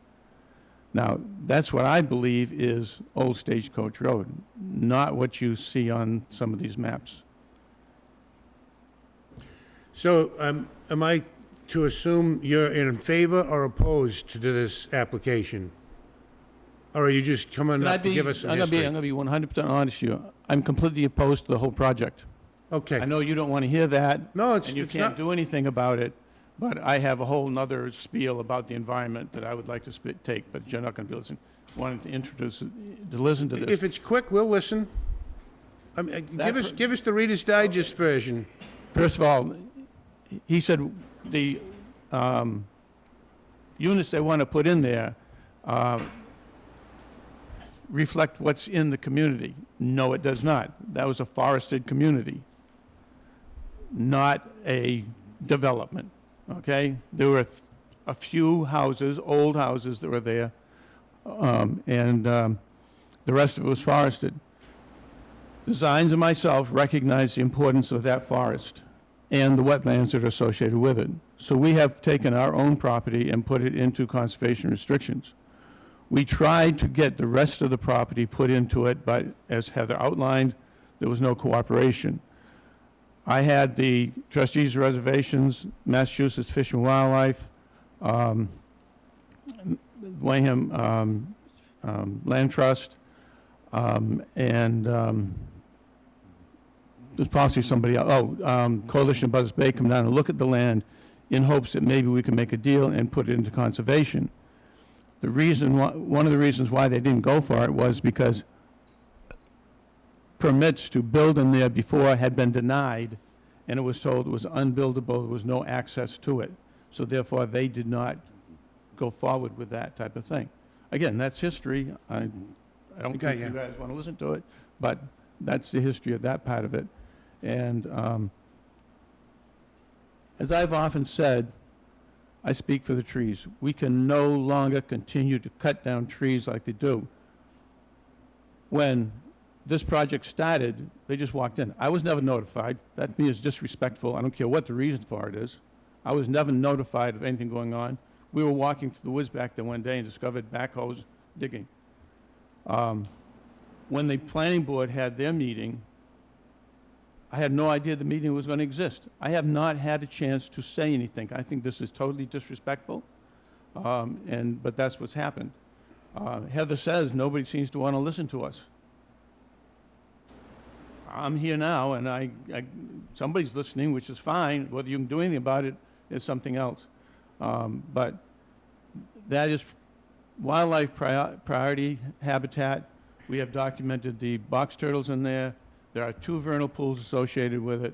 I don't know what's happened. One of them I certified. The other one has not been certified, but we have a law in our town that protects all vernal pools. I don't know what's happened to that one. It could have been obliterated by now. Who knows? So I'm very concerned about what's going on here. I don't think it's been above board. After the planning board had their tussle with this thing and told them that they didn't have a right to do what they were doing, in the very next couple of days, they're frantically down there putting in foundations. I just don't like the whole thing. It just does not seem honest and fair anywhere along there. And I know the laws may say something totally different, but that's the way I look at it. Thank you for coming up, sir. I think the young lady in the back has been waiting patiently for a chance to speak. 56, I appreciate that. Is this the good mic? Yes. Can you all hear me? Nasi built a house behind me. Before you... Holly Haratunian, sorry, I forgot. Go ahead, thank you, Holly Holly. Haratunian, what else would you like? Your address. Okay. 22 North Boulevard in Onset. Nasi built a house behind me approximately 15 years ago. It was a nightmare. My neighbors and I went back and forth to the town hall, and the buck was passed like, I'd say the recent hockey game, but never mind. It was crazy. The selectmen wouldn't go there. And somehow he managed to build this illegal house. And over the years, I've watched the building inspectors. I think we've almost had one per year in the gazillion years I've lived here. And then it finally hit me. I'm like, wait a minute. This is maybe how they get away with things. The building permits used to be online. And when Nasi built a house behind me, he had the permit listed as R30. It's clearly Onset Village. We all have yards this big. And yet town hall, the building department wouldn't fix it. They wouldn't listen to me. They just said, sorry. It was insane. It was like a twilight zone. And I called friends who live in other towns and said, is this normal? I'm a grown-up now. I don't know how all this stuff works, but I'm learning what is going on. And they said, if it doesn't make sense, there's probably a good reason. And I'm one of those people who's all over the internet, Holly Haratunian. You've probably seen my posts. I'm very angry at Nasi. I feel it's time for transparency. I think the building permits need to be back online. I would volunteer to do that myself. I think when ads go in the paper, I think it's written in such legalese that people don't know what the heck is going on. I want to see a website where this is what it is, this is the thing we're proposing. I'm a computer whiz. I work from home. I know how to do any of this. And it's basically the feeling that I have gotten from the folks in Wareham is we are sick of developers getting away with stuff when regular citizens get put through the ringer. We are Does done. does any of this pertain to the application in front of this board this evening? Yes, yes, it is, and you'll let me finish, please. Could you get there a I little don't bit like quicker, your please? tone, to quote my mother. That's all right. Anyway, I'm not selectmen really won't enamored help with us your out. tone either, I know ma'am. Alan And if you Slavin want to is the try to board of talk over me, selectmen. I'll continue I to will talk race you, as and long we as will you do it. talk. And I will tell you that when the chair of this board asks you to stop speaking, you will be asked to step down. Okay, ma'am, you've had your time. You'll be asked to step down. If you're not going to yield to the chair, you're going to have to sit I hope that this down. project is denied and the foundations are ripped out. Thank you for your comments. And his house, no more shading, no more shading. Yes, sir, come on up.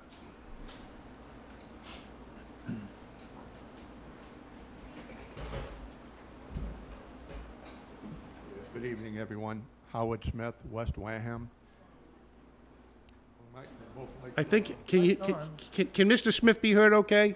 No. I think it's the. No problem? 1, 2, 3, 4, 5. You're good, Howie. Say you Okay. got him? He's got you.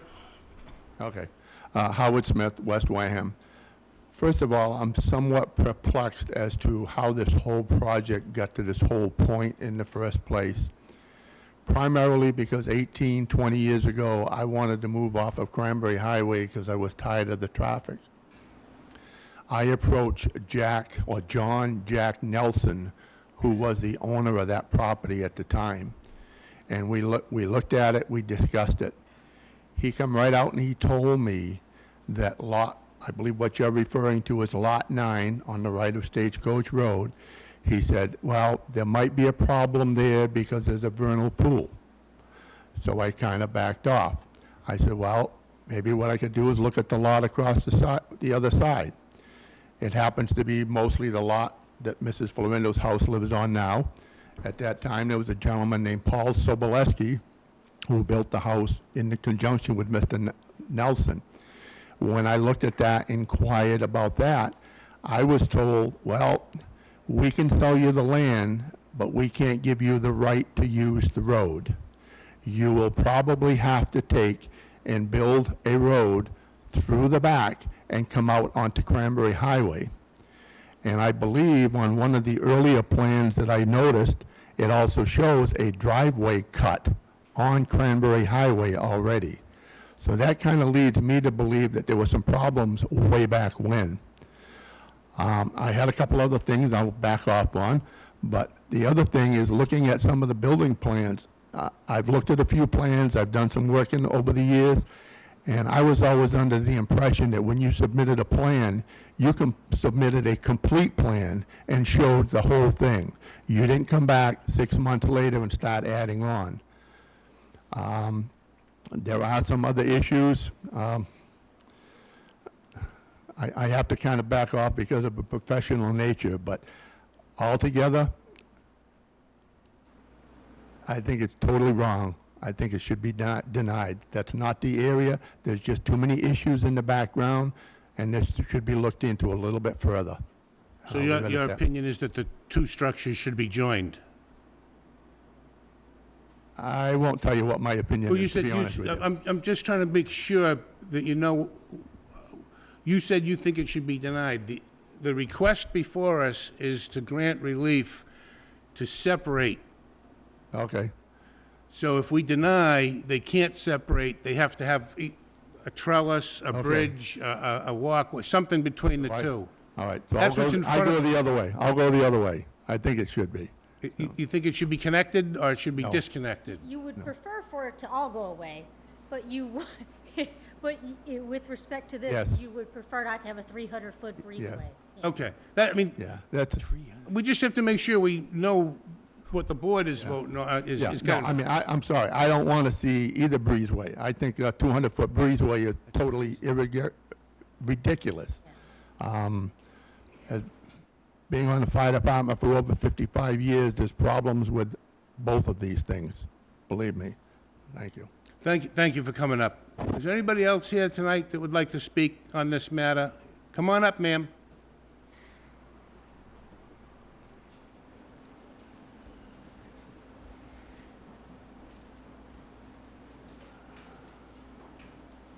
My name is Claire Smith. Claire, where do you live? I live on 1 Old Plate Drive in West Wareham. Thank you. My assumption has always been that when you build a subdivision, you have all of these requirements. When zoning articles come to town meeting, there's always requirements within them, and then they go into the zoning book. I cannot even begin to fathom a 300-foot connection between two homes. That is not a duplex. So I would hope that you would deny this, and I would like to speak in opposition of the connection. Well, denying it would cause, just so you understand, if we deny, then he has to put the connection. If we grant a special permit, we're giving him relief, and there will not be a 300-foot. So he would have to build two houses, is what you're saying? That's correct. Two separate houses. If that were the case, would he then not be required, just so that I understand a subdivision plan, would he then not be required to also have a 50-foot road and sidewalks? I'm sorry, I really don't know the answer to that right off the top of my head. Could we ask to answer your Rowley? question, he's already been granted permits, and he's already met all the requirements for a building permit.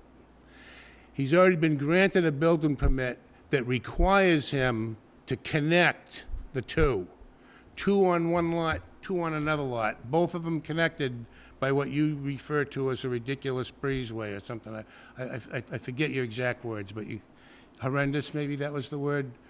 So what he's asking is for relief to remove the horrendous portion of this project. He's already been given permission to put the horrendous part in. He's asking us permission to take the horrendous part out. Okay.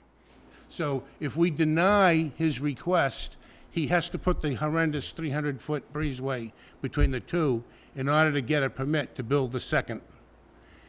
If we grant, then he doesn't have to put the breezeway. Okay. I see your hand, but I'll get to you.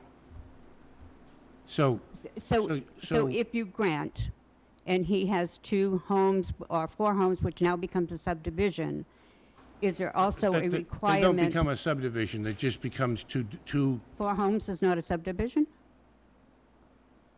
I don't believe there's been any lots created. A subdivision, when they talk about a subdivision, they're taking land and they're subdividing it. We're not subdividing anything. That's not what's in front of us.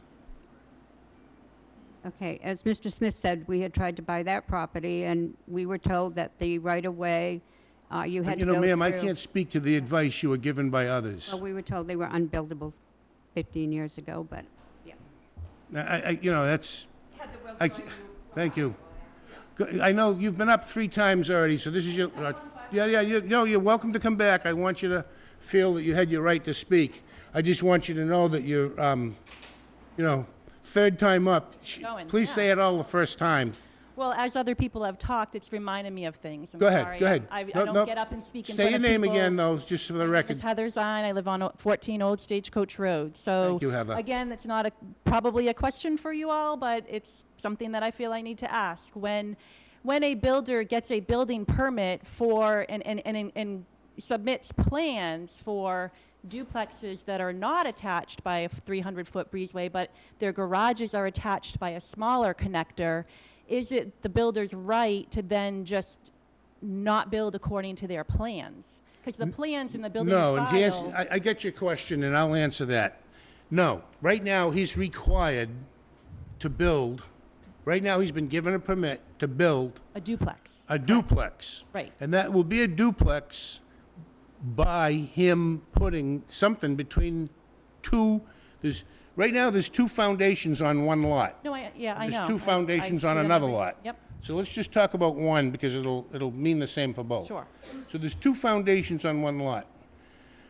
When a builder goes to the building department, he can ask for a permit to build a duplex, and he can be given a permit to build a duplex. As such, he has to build both units before either can be occupied. The builder can also go to the building department saying, I'm putting up a duplex, but I want 2 permits, so I can frame the thing in, finish Unit A and move somebody in before Unit B is even done. That's what this guy has done. Now, in the meantime, he got permits for foundations. The foundations get inspected. He got a permit to build on one of those foundations, but he has not been granted permission to build on the second foundation yet, because in order to build on that second foundation, he has to show that it's going to be connected. And we're here tonight to decide whether he has to connect it or not. If we grant him a special permit and say it does not have to be connected, the building department will issue the permit, he can build the next structure. If we say it has to be connected, then he has to go back to this plan that's been presented, that it's been permitted, and make the two buildings connect Right. before he goes forward with his second But I guess my residence on the same lot. My point is, like, the building plans that show the houses or the duplexes, whatever you want to call them, the structures, the building plans that are submitted as part of his application for a building permit, does he have to stick to those plans? That, if we say tonight no, then he has to stick to the plan that's in front of us. Because And he the has to plan, put up the that brief. original, not just that plan that's in front of you, but the plan that shows the actual structures, not just Correct. their foundations. Those original plans do not depict foundations being this far apart. I'm sorry, but what I'm looking at does. I know, and that's the thing, like, there's other materials in the building department file that aren't even considered. I don't get it. I can't. Because That's the not in my original, file. the It's not- original duplexes were much closer together. The buildings are shown closer together with just a small connector between the garage, and it was like, oh yeah, these are duplexes. And then it just feels like this went crazy. It's my understanding that he went in for a permit for duplexes, according to the building inspector, and then a week later went back and asked to separate them. But he had already poured And he foundation. was denied permission. Right, but he was allowed to pour the foundation. I don't know. It's So thank you for your question. To that point, do you have, were there two sets of plans submitted, or was there one set of plans? Do you know, are you aware? I think it's 7 and 9 7 and 9? on the right side, the larger piece of property. Yep, the one with the biggest separation between the two. Right, when the foundation's actually. So when we got- go in, it's the ones on the right. On the right, when Thank the, you. when the foundation got poured, I think for the upper one, it did get moved further away than was depicted on the original plan. Was there a revised plan submitted and all that jazz? I believe there was. Okay. I know we prepared a revised plan, or it was depicted on the as-built, and those as-bills were submitted to the building department, and it's still in compliance with property line setbacks. So even though the location was changed, it's in conformance with all setback Thank you. requirements. Thank you. All right. Is there anybody else here from the public that would like to speak on this matter this evening? Hearing none, I move back to the board. Bob, do you have any further questions? Not at this time, no. Veronica? I don't. Jan? No, I mean, on this connection, I mean, they've brought up a lot of good points. I don't feel comfortable voting on this right now. You- Me neither. Can't really hear you that well, Because Walter. it's just too much. Use but your on mic, this- use your mic, Mark. On the breezeway, it is a long distance, and by connecting it, I'm more worried about fire separation. You're joining the buildings now. And that's 100 feet, 200 feet. Typically, if you do something like that, it'd be fire rated. If it's a certain height, you're gonna be required to sprinkler it. I'm in the building. So what's in front of us is to eliminate that. To eliminate it, right. Yes. But then for eliminating, now you don't become this duplex where they're attached. Well, that's what this whole procedure is about. This board has the so- authority to grant that I've been in the relief. business too, and I've known permit sets come out first, get everything rolling. And she brought up a good point. If these buildings were originally on a permit set that showed close, they got everything rolling, got it approved, and then separated on the DD set, then this is an issue. Would you like to move that this be continued so that you have time to do more research? And I'd like to yes, definitely. Do I have a second on that motion? Second. Before we take any of these motions and seconds, do I have a motion to close the public portion of this hearing? We're not closing it if we're, You're going to keep it open? well, I mean, we're continuing it. You want to hear more evidence when we come back from the public if necessary? Well, Yes, I mean, we close- can. Technically, once we close the public hearing, we're not supposed to continue talking. Okay. Okay, then, back to Walter. Walter, restate your motion. I'd like to continue this, this motion and do more observation on it. I'm not, Continue it for 2 weeks, or more, or less? 2 weeks at the minimum. I'd like to see, the original sets. They have a permit set. And I'd like to compare it to a DD set. So you've got a motion to Get the continue? original set? Motion to continue. I think you've all sort of gone astray here. You're going backwards, and the building permits were issued. The foundations have been signed off by your building inspection department as built. The only question is not whether you like the breezeway, is whether there is a breezeway, or whether you'd grant a special permit to not have a breezeway. It's not really up for this board to start redeciding what the building inspector did 10 years ago, 15 years ago, whether he didn't issue somebody a permit, whether he did issue somebody a permit.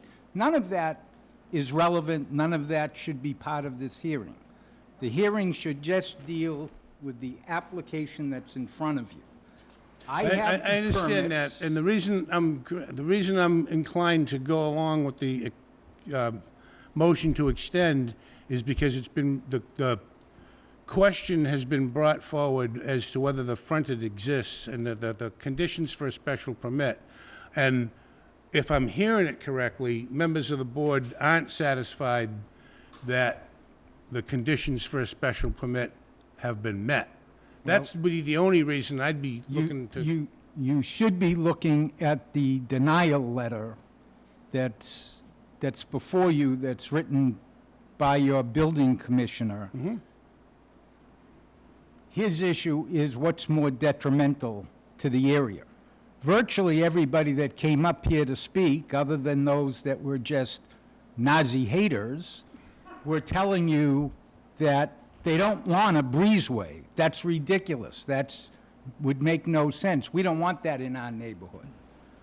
So if the issue is really what's detrimental, according to the building commissioner, and that you have the ability under the zoning bylaw to issue to have those structures not be attached, but to be detached, that should be the issue that's decided.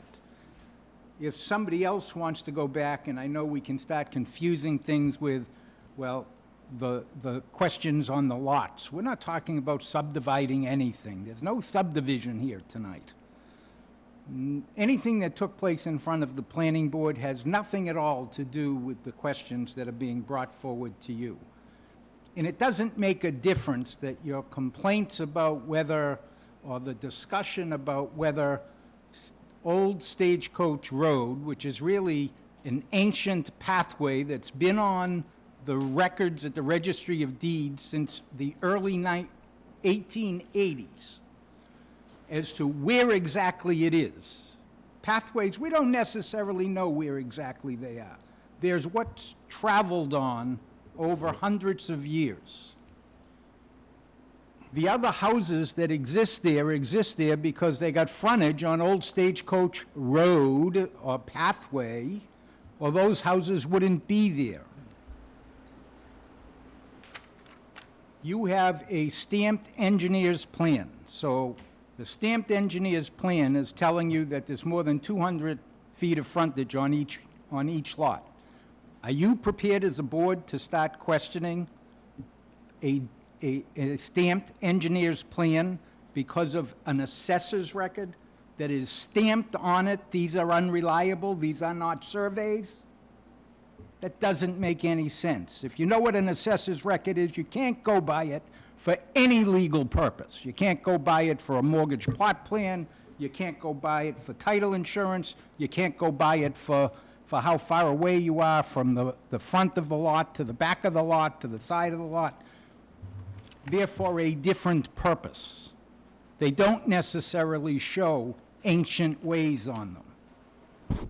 It's not the purpose of an assessor's plan. It's to create tax bills. So you're just going afield, and you're not sort of focusing on the one thing that's in front of you. All we have the authority to do is say there has to be a breezeway or there doesn't. That's all we have the ability to do. We're either granting a special permit to grant relief, or we're not. That's what's in Right. front of us. That's what's in front of Breezeway you. or no breezeway. It- it- Whether we agree with the public in any regard or Everything else can be challenged through other Right. vehicles, but You- not through this. Conservation issues, I mean, every decision you've ever made is always made with the caveat, if there are any other boards that you need to go through in front of town to do your project, we make no comment on them. You have to satisfy conservation if conservation is involved. You have to satisfy Board of Health if Board of Health is involved. You're just going afield. I mean, we're talking about trees now, we're talking about cultivation. You know, we're talk- at the end of the day, I think what is very important for the public to be aware of is that even if we agree with everything the public has said tonight, it doesn't mean we have any authority whatsoever to undo what's been done by the building inspector. We just don't. We don't have, not right now. It's not in front of you. Nobody's So- appealed Right. the building inspector's permits. Right, I mean, agree. there's a separate set of laws that regard that. There's a separate procedure. That's why I'm saying that. That's exactly what I'm saying, is that there's nothing, even if I agreed with 100% of everything everyone said and wanted to say, tear it all down, I have no authority to do that. Well, you appeal from the building permit. There would have needed to be an appeal from the building permit. Jim, do we have to answer that motion that was made and seconded? Do we have to vote on that? We haven't, it hasn't been fully made and I didn't hear a second. I didn't hear. You need to continue, seconded. Bob Oh, seconded. he did second it, and I think it has to be addressed, no? We Okay. have to decide. Yeah. So we have a motion in front of us to continue. It's been seconded. All in favor? Aye. Aye. Opposed? Myself, I oppose to continuing. I oppose it. Two opposals. You oppose? I'm sorry, the motion doesn't carry. We don't continue. So a decision has to be made. So we wanted to make a decision. In front of, now, I want the decision to be 2 votes, 1 for 9 and 1 for 10. So I wish the board would take a minute to make sure they know which one they're voting on. Number 9, Old Stagecoach Road first. If I go in Old Stagecoach Road from Galt Road, is 9 going to be on my left or on my right? You're My right. That's the one with the 300-foot. That's the longest separation, I don't correct? know. It's on your I right say side. 300 feet. I don't see that, and I'm just using that as a reference because that's what. Okay, so we're voting on number 9, the one on the right, the one with the greatest separation between the two, or we're looking for a motion. Well, we need to close the public hearing. Does somebody want to make that motion? Did anyone else have anything that they wanted to say? I will make a motion to close the public hearing. Do I have a second? To close the public hearing? Second. It's been made, a motion has been made and seconded to close the public hearing. All in favor, say aye. Aye. Opposed? On Lot 9, Old Stagecoach Road, the public hearing has been closed. I'd now like to hear a motion to either grant or deny a special permit for relief on 9 Old Stagecoach Road. And by relief, you mean, I mean, grant them a special permit and eliminate the breezeway between the two structures. well, based on the fact that the majority of the public, although they would prefer to see nothing there, would prefer not to see a breezeway, I would vote to allow the special permit to allow the project without the breezeway. Do I have a second on that? I'll second it. So I have a motion to grant a special permit to 9 Old Stagecoach Road to allow the two-family to be separated without a connecting breezeway or apparatus of any form. All in favor say aye. Aye. Opposed? No. So the vote is 4-1-0. It passes. Mr. Chairman, Go ahead. may I make a comment on this? You may. I vote no because I've listened to all of the townspeople here, and I feel your pain. Believe me, I really do. I have questions. I'm not saying that the project shouldn't be done, but I have questions that need to be answered. We're talking frontage here. I still don't know what the That's frontage... not what we voted on. So that's my point. And there are questions that I have that have not been answered. But that's not what we voted on. Whatever. So, okay. Any conditions on that, Jan? Standard. No, standard conditions, okay.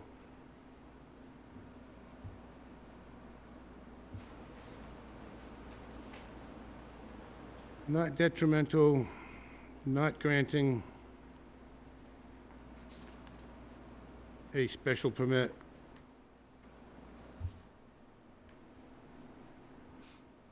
Is it safe for me to put on here that not granting a special permit would be more detrimental to the neighborhood? Or do we not even need that on here? Yeah, this isn't a situation. Not detrimental. This isn't a situation where we're dealing with an expansion of a Okay. pre-existing non-conforming. Not detrimental.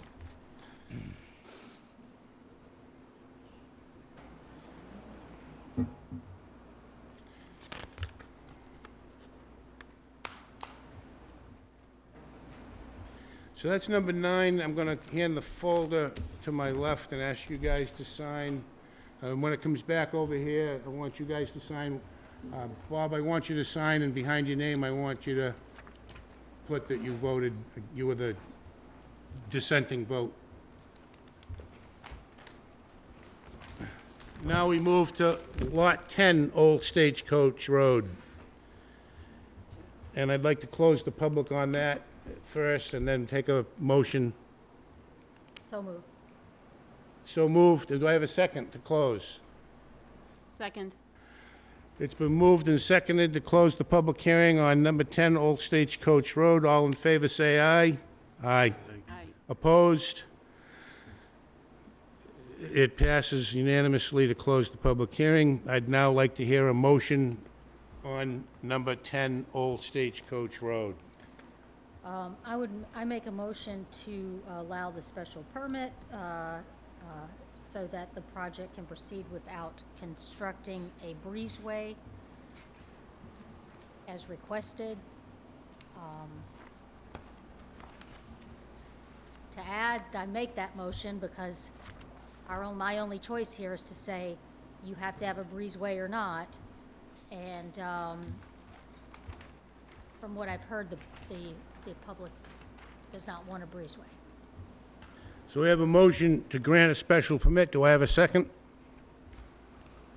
Second.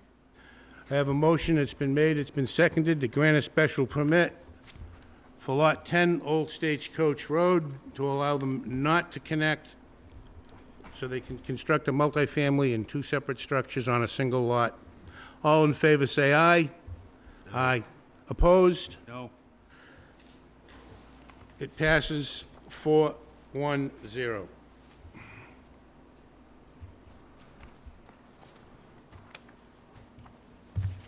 Thank you for coming in this evening. Thank you. Those were all the same.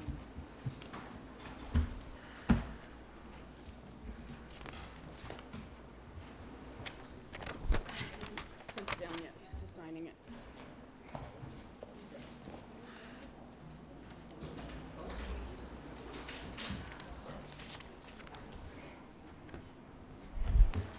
If you get stuff to put back in the, this is 10. Yeah, you want to put this back in that folder? Is this 10? This is number 10. This is in here, there you go. And we want you to sign on where it says sign here and hand it to Jan. Did you guys both sign this? Oh, okay, this was Did the you other sign one. that you denied, you wanted to? Signed one. I Did was- you, but did you know that you denied it? You wanted to Yeah, I have put that no. on there? Is this the folder on that one? This is 9 Old Stagecoach Road, 10 Old Stagecoach. 10. This goes in 10. That's too bad.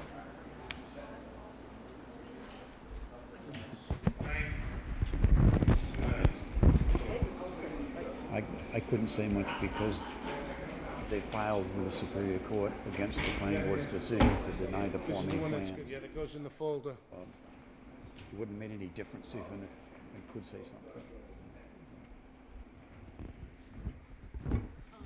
We're still waiting to sign, I think, 10.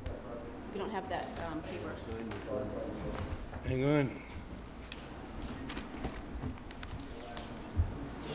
This is it.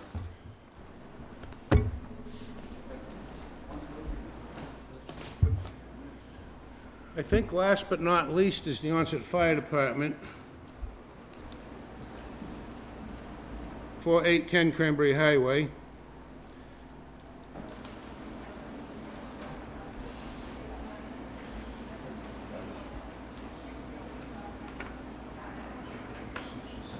Go ahead.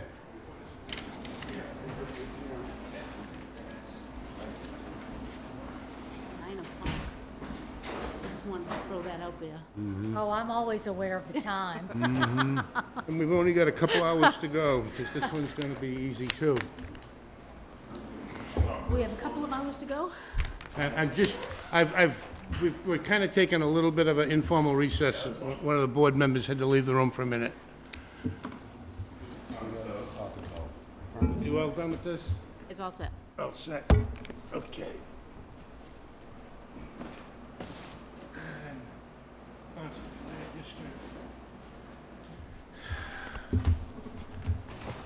This has been read in, it just was continued, correct?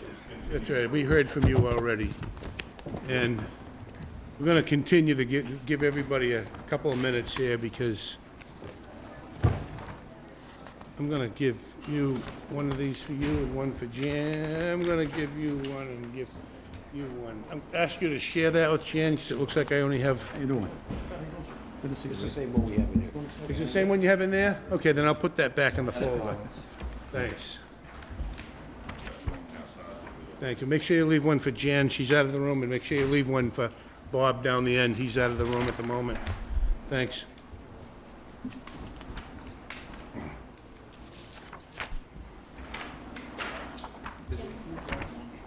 Excuse me? Did they forward this along to you? No, it's the first I've seen it. Okay, Bob, what happens if we run out of time? Okay. Want me to set my timer? You'll let me know, give me 3-minute warning? 15-minute warning? Okay, so when 15 comes, you're just gonna yell, stop?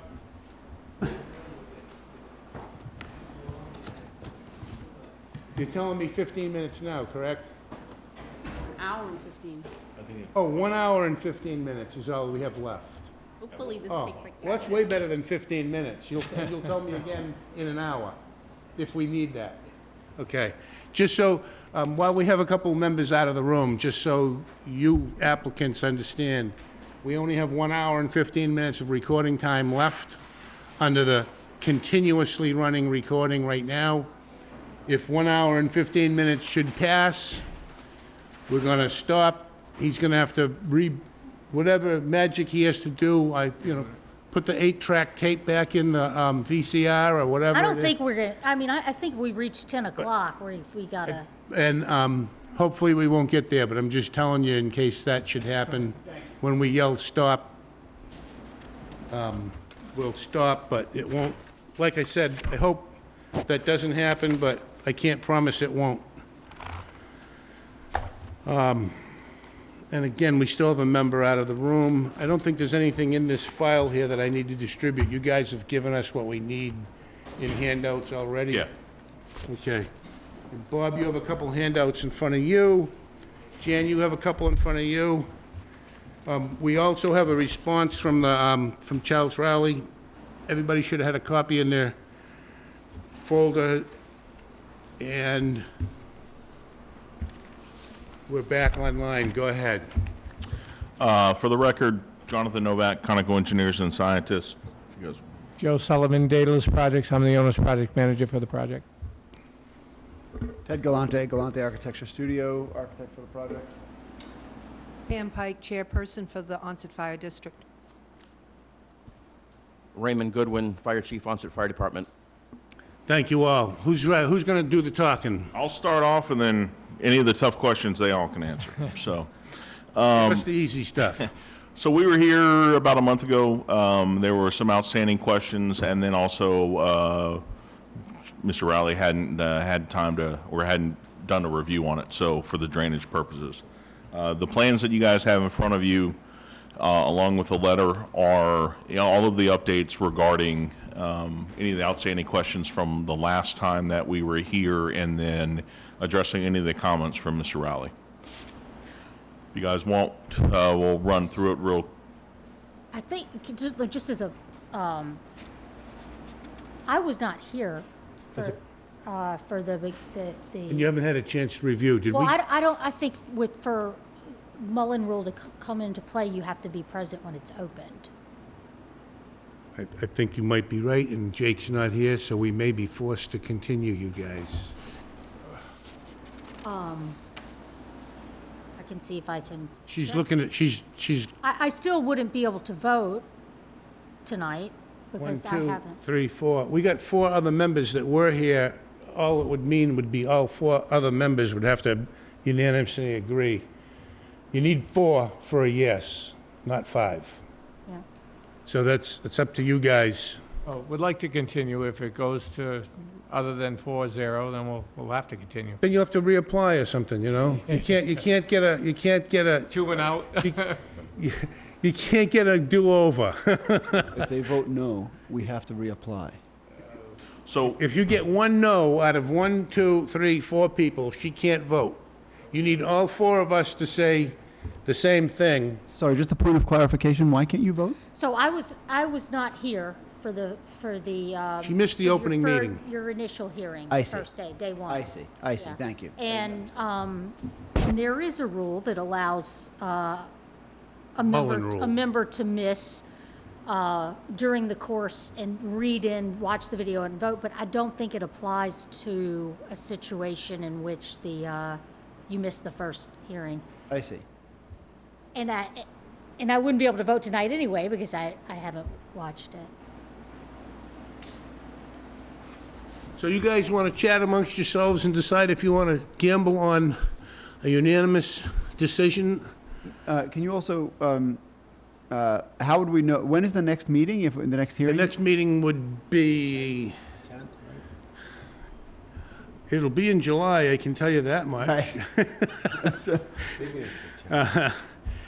Hang on, let me look. I think I, 26, so yeah. That's a month. That would be 4 weeks. I think it's the 10th. It is the 10th. Today's the 26th. Wednesday, the Yeah, today's 10th. the 26th, yeah. The 10th is it. It's unanimous.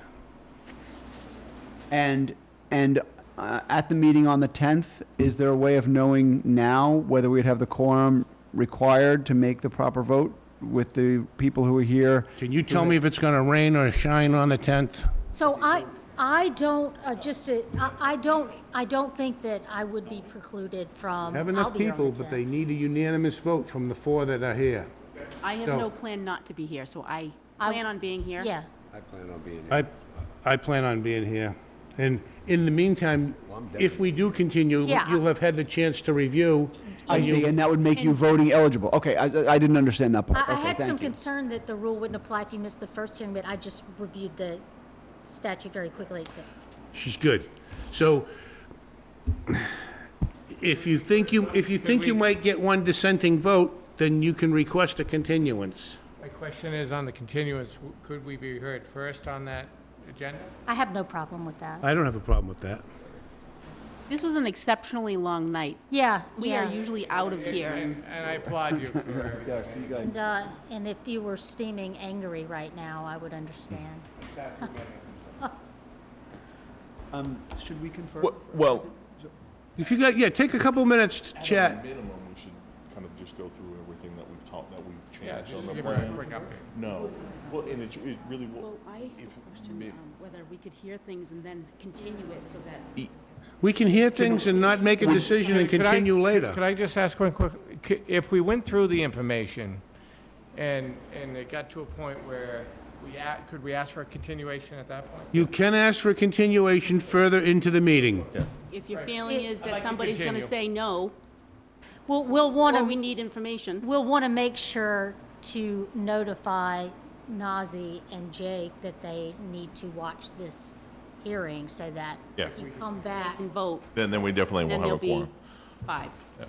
Okay. So if we end up, yep, you're good? Well, yeah, we'll present the information and then again, yeah, we'll make a decision as we go along, so. Okay, now, you're, I believe, engineering, Yes. okay, and I have a response from Charlie Rowley. Yes, so. Have you had a chance to review this? We got that Friday afternoon, so the letter that we handed out to you just, This is your response? This is the response to comments and then the revised plan set. That covers everything that is from the review letter, and then, so that's what, the intent was tonight, to go through and present everything that was modified based off of the comments from the commission and the board at the last hearing, and then anything that Mr. Rowley commented on for drainage purposes. And Mr. Rowley is seeing your response for the first time, Yes. as are we. Yes. So you're gonna probably want a little time to be able to read this? I have gone through it, and there weren't that many things on my letter anyway. I noticed. So I was able to go through it, but I do have 2 or 3 comments on it when the We'll appropriate time comes. we'll get there, okay. All right. Okay, but you're not feeling pressed for time at this point? No, I'm not pressed for time. Okay, okay. Go ahead. So really, I guess we can just address some of the comments. We really don't have any issues with the requests or any of the discussions for on the drainage calculation comments. So the first 4 comments of the letter we're fine with. And then, Fine with making the modifications. no, well, it was just general comments about the design, so, and part of it was incorporating the operation and maintenance manual or the plan into the part of the Into the decision. drainage, yeah. Yeah, so to be referenced in the decision, so we're fine with it, that's, there's no problem with that. We have added, so there were 2 proposed curb cuts along the western side of the parking lot, which is where the drainage sheet flows from the parking lot into the basin. There was a request for detail for the curb cuts of how they would be constructed. So we've gone and added that into the plans, which would be on C-105, and we've also, I'm sorry, C-107, and we've also added some additional riprap from the edge of the curb cut into the forebay to prevent any potential erosion and scouring, which is shown on the grading and drainage plan on C-105. Okay. We did make some modifications to the grading. Well, that's for the slope.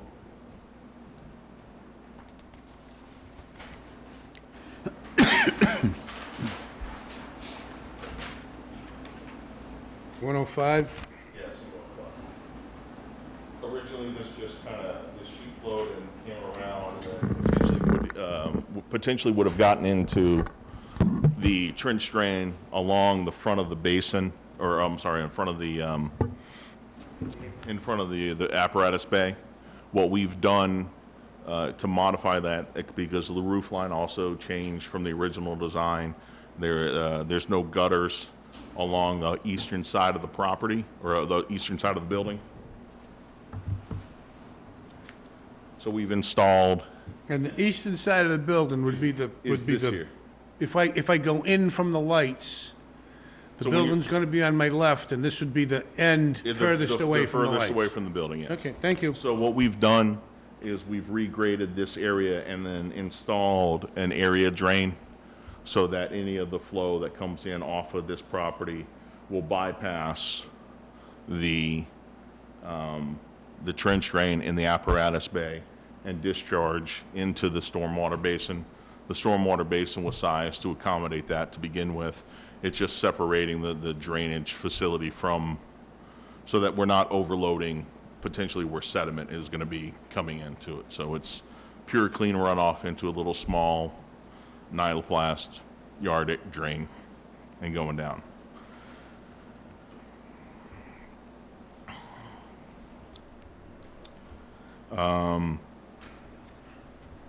So the additional, and the next comment number 3 for site grading and drainage, is that there were some comments about the inverts and the way that the grading was done for the trench drain. We've gone ahead and added in some additional information, some additional inverts on either side of the area drain, the trench drain, to specify the inverts at the upslope part and also the down gradient portion of it, and also specified that there is the end of this end of the yard or the trench drain will have an end cap so that there's no additional sediment or flow coming through into that. Now, your comment right now is number 3 on page 2. Is that where you are? Yeah, that's where we are right now, yep. All right. Sorry to keep interrupting you, No, but that's fine. it says here, is sufficient to comply with the Massachusetts stormwater standards. I can understand that. The question that's going to be raised, I anticipate, is in a well field? Are the Massachusetts stormwater standards in a well field the same as they are in any other place? All right, so you're talking about the first number 3 then, on page 2, the top 3? Page 2, number 3, up there, yeah, I see the words, is sufficient to comply with the Massachusetts stormwater standards. Yeah, so there's a requirement for the depth of the bottom of separation between the bottom of a basin and the groundwater table. Yep. Without doing a groundwater mounting analysis, you're required 4 feet of separation from the bottom of the infiltration system to the historical high groundwater. I believe we're at 5 feet. So we are, in essence, we're at a greater extent for that. And Mass Stormwater standards are for anything. There's no difference between a well field and an oil field. Nope, and it's purely just so that when the drainage basin has water in it, that if you have multiple repeated storms, it doesn't end up having ponding in it, that it's allowing it to flush out over 72 Percolate out. hours. Yep. Okay. Sorry, I just, get it out of the way so we understand. Thank you. Keep going. Give us more of that simple stuff.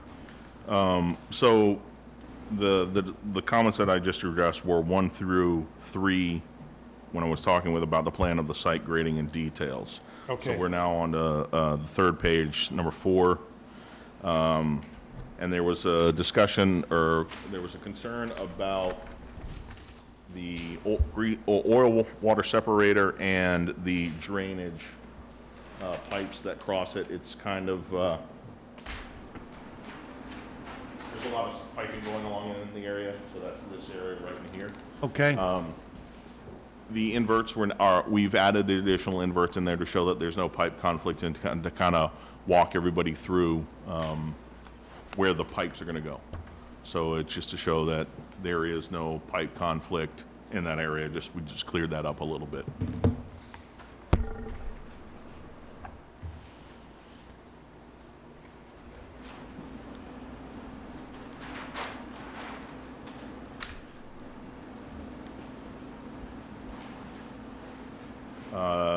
The 5th comment is that there is a gutter line and the ramp where the area of elevation 22 and 23 contours are we're at a fairly steep slope. We've gone through and tweaked the grading along the front of the site to kind of separate that. Added some additional spot grades to kind of clarify the intent of the grading on that, so that the slope is not as steep as it was in the previous submission.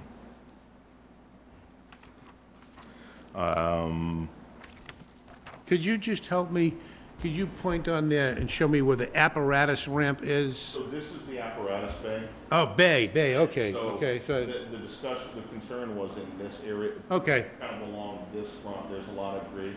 You know, when you go out there, the apparatus bay is on the high end of the site where the road is at the slope, so it's, thank you. we're just trying to balance out between having a flat apparatus bay and a kind of a sloping roadway that they have to tie into. Okay. And we also added in a gutter line detail on sheet 109 to show the intent of the transition. And really just the grading of a gutter line is just to ensure that the water that's running down the road, that tip is always running down the road, doesn't come into the system and overload the infiltration system that we have. It's set up so that there will be a gutter line all the way along the apparatus bay and the entrance, and then when you get down to where the infiltration is, the detention basin berm or infiltration basin berm is higher, and it'll again continue to prevent the water from getting into the system. The sixth comment was that there was no detailing for the gravel accessory parking area out back. He and Mr. Rowley recommended 8 inches of recycled asphalt. We agreed with that. We just specified it. That's what that would require. And then the seventh comment is that there is currently a utility pole in this area here in the apparatus bay. We show it to be removed on the demolition plan. And then we are going to have underground from the utility pole at the entrance to the utility pole on the other side. So from here to here will be underground as opposed to overhead, as it currently stands. So no matter how tall the new ladder truck is, it'll fit over it? Yes. There will be nothing, yeah. Thank you. And there are some vehicles that will exit out the back. I but get you. The overhead going across the entrance should be fine. Is that it from you on the simple stuff? There was one additional question and concern, I believe, from the board, which was the location of the generator and the fuel storage tank. So we've modified that a little bit so that it's outside of the turning radius, so we've pulled it away from the building. And then we show the generator pad and then the fuel storage and an additional. I see it, yep. So it's outside of this, the swing of the vehicles. I remember where they were, I see what, yep. And there's bollards around them. Yep, yeah, and both of those, yeah, are protected by bollards. Okay, now, I'm gonna go a little bit out of order here, out of the normal way of proceeding, because I'm aware that there are people in the room that would like to comment. Usually I don't go directly to the public, but if the public has something to say that may influence further I'd like to hear it. Especially, I want to give you folks the opportunity to respond to anything that's said from the public. So if you don't mind, if one or two of you could just make enough room to make a mic available, I'd like to open the discussion to anybody that's in the room or in the hall outside that would like to speak to this matter tonight. Please come up, give your name, and make your comments. Good evening. My name is Michael Bessie. I live on Robinwood Road in Onset. I am here to try and get the board not to grant this appeal. But having said that, I went to the town planner to try and find out who is applying and things of that nature. And he said at the time that no one has signed the application that came before you from the district. A number of weeks later, I went to the town clerk's office and asked if anyone from the Onset district had signed the application, and she agreed that no one has from the district signed that application. Is that a fact? I don't know the answer to the question. Is that, what's your concern, sir? Well, the engineering firm apparently submitted the application, but who gave them the authority on behalf of the Onset Fire District to ask for an appeal? So, that's the question you raise. Go ahead. Do we have representatives of the Onset Fire District here?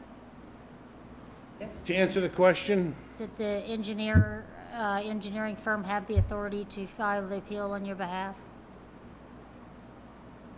Are they your authorized representative? They are our authorized representative, and they have been able to apply and submit the applications and the permits as discussed as our meetings go along, yes. That satisfy your question, sir? The planner yep, brought the application. Buckland. Yep, came in and brought the application in, and he called the engineering firm because he realized there was no name on the permit. And whoever he talked to from the engineering firm said they got permission from the fire chief. It would be my opinion that the fire chief does not have the authority on behalf of the Onset Fire District to put in an application before your board. So, are you aware of someone from the fire district who objects to this, right? I don't... From the fire district? I'm just trying to understand, sir, where we're going with this, because... You may not have a legal application before you to go ahead with this appeals request. Who, sir, do you think has the authority?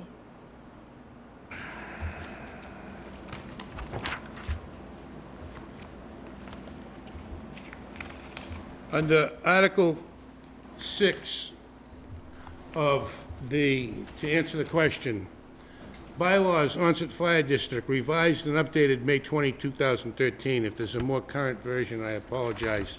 I took this offline.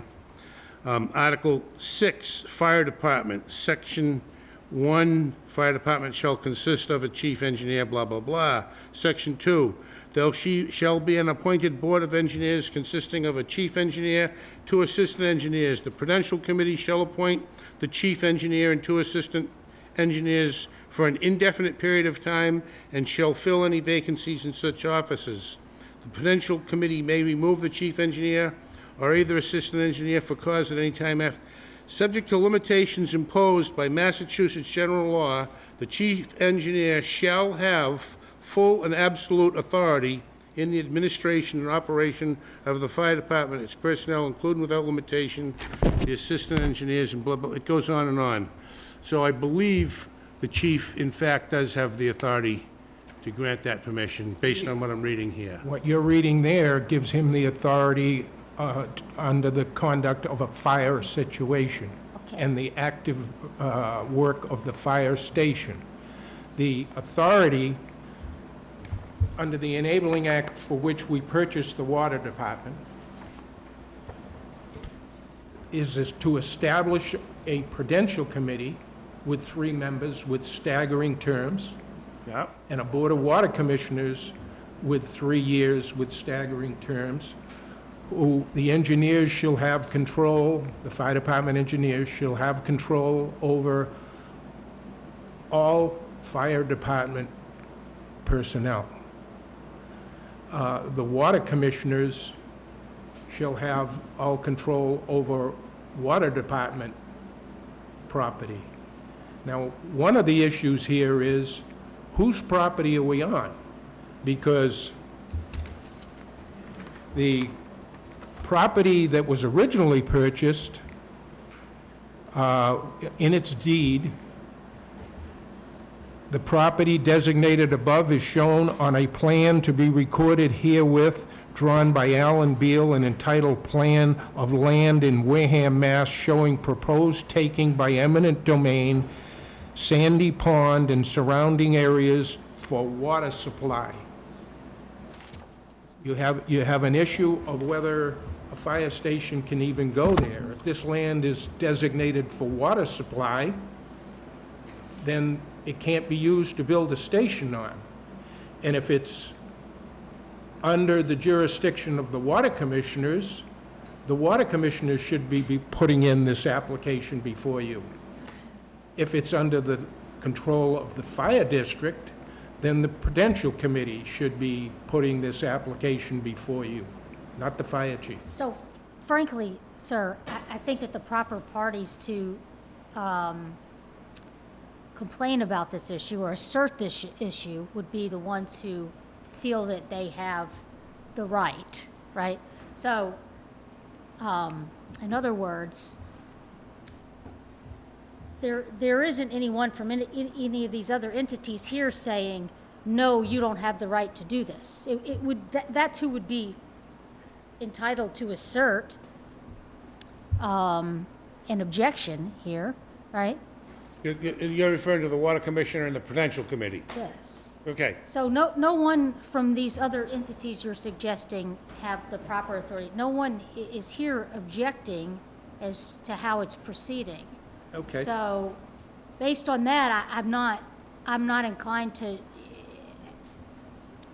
spend time debating Okay. whether or not the people before us have. I think it's an issue that needs to be addressed. Also, as a point of what was... Well, I'd rather hear from him first, and if there's, I just want to let this gentleman finish. I think he's got other things to say. All right. In 1954, lots 1022, 1023, and 1024 were either purchased or obtained by eminent domain by the Onset Water District.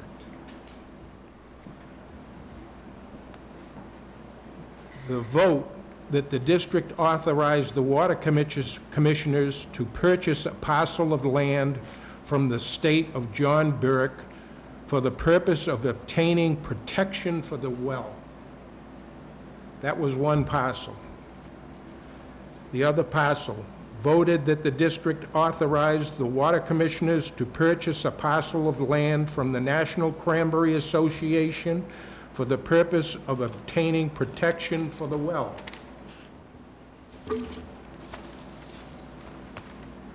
Article 14 voted that the district authorized the water commissioners to acquire title to the certain parcels of land by eminent domain or otherwise on the east side of Sand Pond for the protection of the water supply.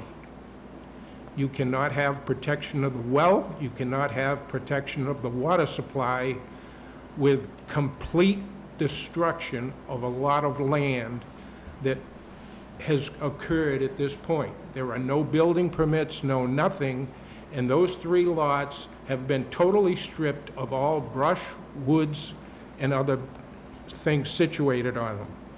The land, according to what I believe was held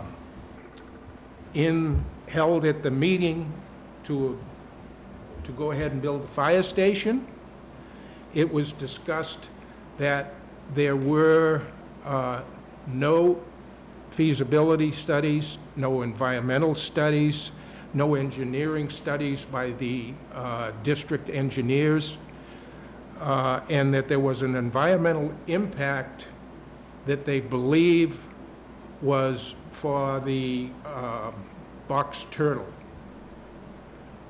If none of these studies have been done, there's a violation of that part of the thing, because you would have to go back to the Heritage Group, I believe it is, and ask them what they wanted done with that land before you stripped it the way it has been stripped.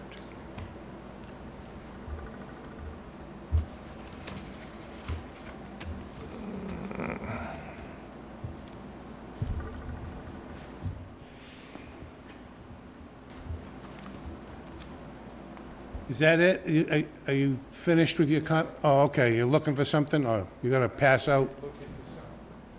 So I'm just, Jim, 10 o'clock is a hard stop.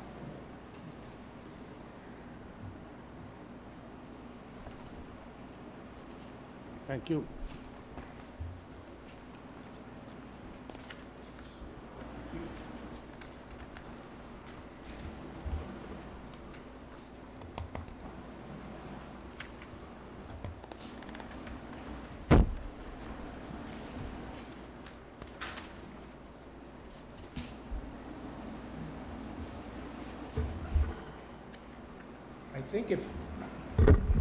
I think if your pictures are the same as mine, in order, the first one shows tires, debris,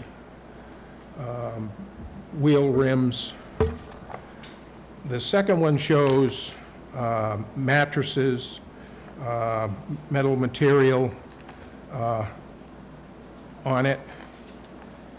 The third one shows two 275-gallon oil drums on it.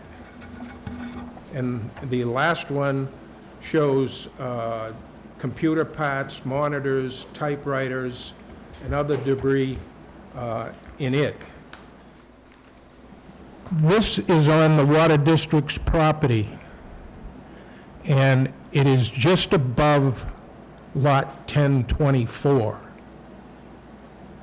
So through these pictures, I'm trying to show you that the Onset Fire District has already clearly showed they do not take care of the drinking water well supply. There is additional debris in that area. There are large trailers that have been left there to rot. Before you go ahead and give them the right to go ahead, something needs to be done to make sure that this water supply is further protected. In the last town special meeting, you had an article in there to give land to the redevelopment authority, and that article was defeated because the people felt as though selling that land to the town would make for a large development, jeopardizing the watershed in the areas below it, which is the Onset Fire District. You have got a lot going on, and I'm not sure the people in the district can safely handle or manage the drinking water supply. It's the only one we got. If we lose it, it would require a system similar to what Wareham's going through right now, which is a cleansing system that's costing them $12 million. By the time we iron this out, that system is going to be a lot more than that, and Onset can't afford it. We're not opposed to, I'm not opposed to a fire station. I think it's a great thing. I think they need a new fire station, but it is definitely should not be in the Wareham well field. Is there anything else? No. Okay. Thank you for your comments. I'm going to ask if, with your permission, if I share the photographs with the applicant, a copy of them. Is there anybody else here tonight from the public that would like to speak before I go back to the applicant? Okay. Thank you for your information, and I'm going to turn back to the applicant right now. I'm going to offer the applicant a copy of these color pictures if somebody wants to have them just for their records. The applicant's under no obligation to respond, but if you guys would like to make any kind of a response at this point, I'm happy to hear it. And I just want, the board has heard Mr. Bessie's comments. Joe Sullivan from Daedalus Products. I'd like to just comment on a couple of his points. One, there was a feasibility study done in environmental study. Castle Booth architectural firm was hired by the district to do the feasibility study. That's how they determined the most predominant site to actually build this fire station on. That I don't know the exact year that they actually started. I want to say 2015-ish, right around that point. But the Prudential Committee and the Water District had voted to hire them to do that feasibility, so there was one done. Part of that study involved environmental, whether it be box turtles and that, so that information is there. Second, the Prudential Committee, as well as the Water District, gave, during meetings, gave the authority to apply for the permit for this process through the design process. So during the meetings that it was voted on, and if the dialogue said that the chief gave us permission, he's always part of those meetings, so that interpretation of that may have been taken inadvertently. I can talk about, was this trash found on the property? Is that what the indication is? Is that what he's saying? That's, they were submitted to us, and I guess it's on Water District property. Yeah, I mean, I can't comment on that. I mean, I've been involved with part of the early package, and that involved with taking the trees and stumping the area, getting it ready for construction. There was some debris that was left by who knows in certain locations, but all of that has been cleaned up during this process. So none of that, to my knowledge, exists right now. That wasn't even on the area we were working on. Yeah, I don't even know where that is, so to be honest with you, so. Okay. So, I'm sorry I kind of interrupted the process here, but I just wanted to get any kind of input from the public, before we got too late in the night, because I know we're running out of recording tape, et cetera. And the other last part of it is the portions that he said was purchased in 1954. He didn't read the entire comment. It says there to or other use, so it's not just for the water protection. So just wanted to make that clear as well. Okay. So going forward, Charlie, have you had a chance to review all this yet? Have you got any comments? You said at the appropriate time you had some comments. Yeah, now would be a good time for you to... Whenever you want. Go ahead. Okay. Let's hear from you. I did review the comments in the letter from Conoco dated today. They have addressed each of the items that I mentioned in my letter, but I do have a couple of comments about that. And the first one would deal with, if you want to look on page C105 of your plans, maybe that would be helpful to you. Jan, do you have a copy? Okay. If you look over in the right-hand corner of the plan, right in the very corner of it, it says proposed 18-inch area drain. Yep. That's a result of a comment that I made, that I thought that that swale should not connect to the trench drain. It's going to go across the driveway, across the concrete ramp where the apparatus will be going in and out. But my recollection is of the plans that if you were to look at a elevation view of the front of the building, the high point of the apparatus room portion of the building is on the left, and it all pitches toward that swale to the right, which means that the entire apparatus room roof is pitching toward that swale. So I have a real concern over taking all that runoff off the roof and trying to dump it into a swale and then into an 18-inch dry well. I think that's going to be way too small, and I think you're going to have some flooding issues there, especially during heavy rains like we've had the last few days.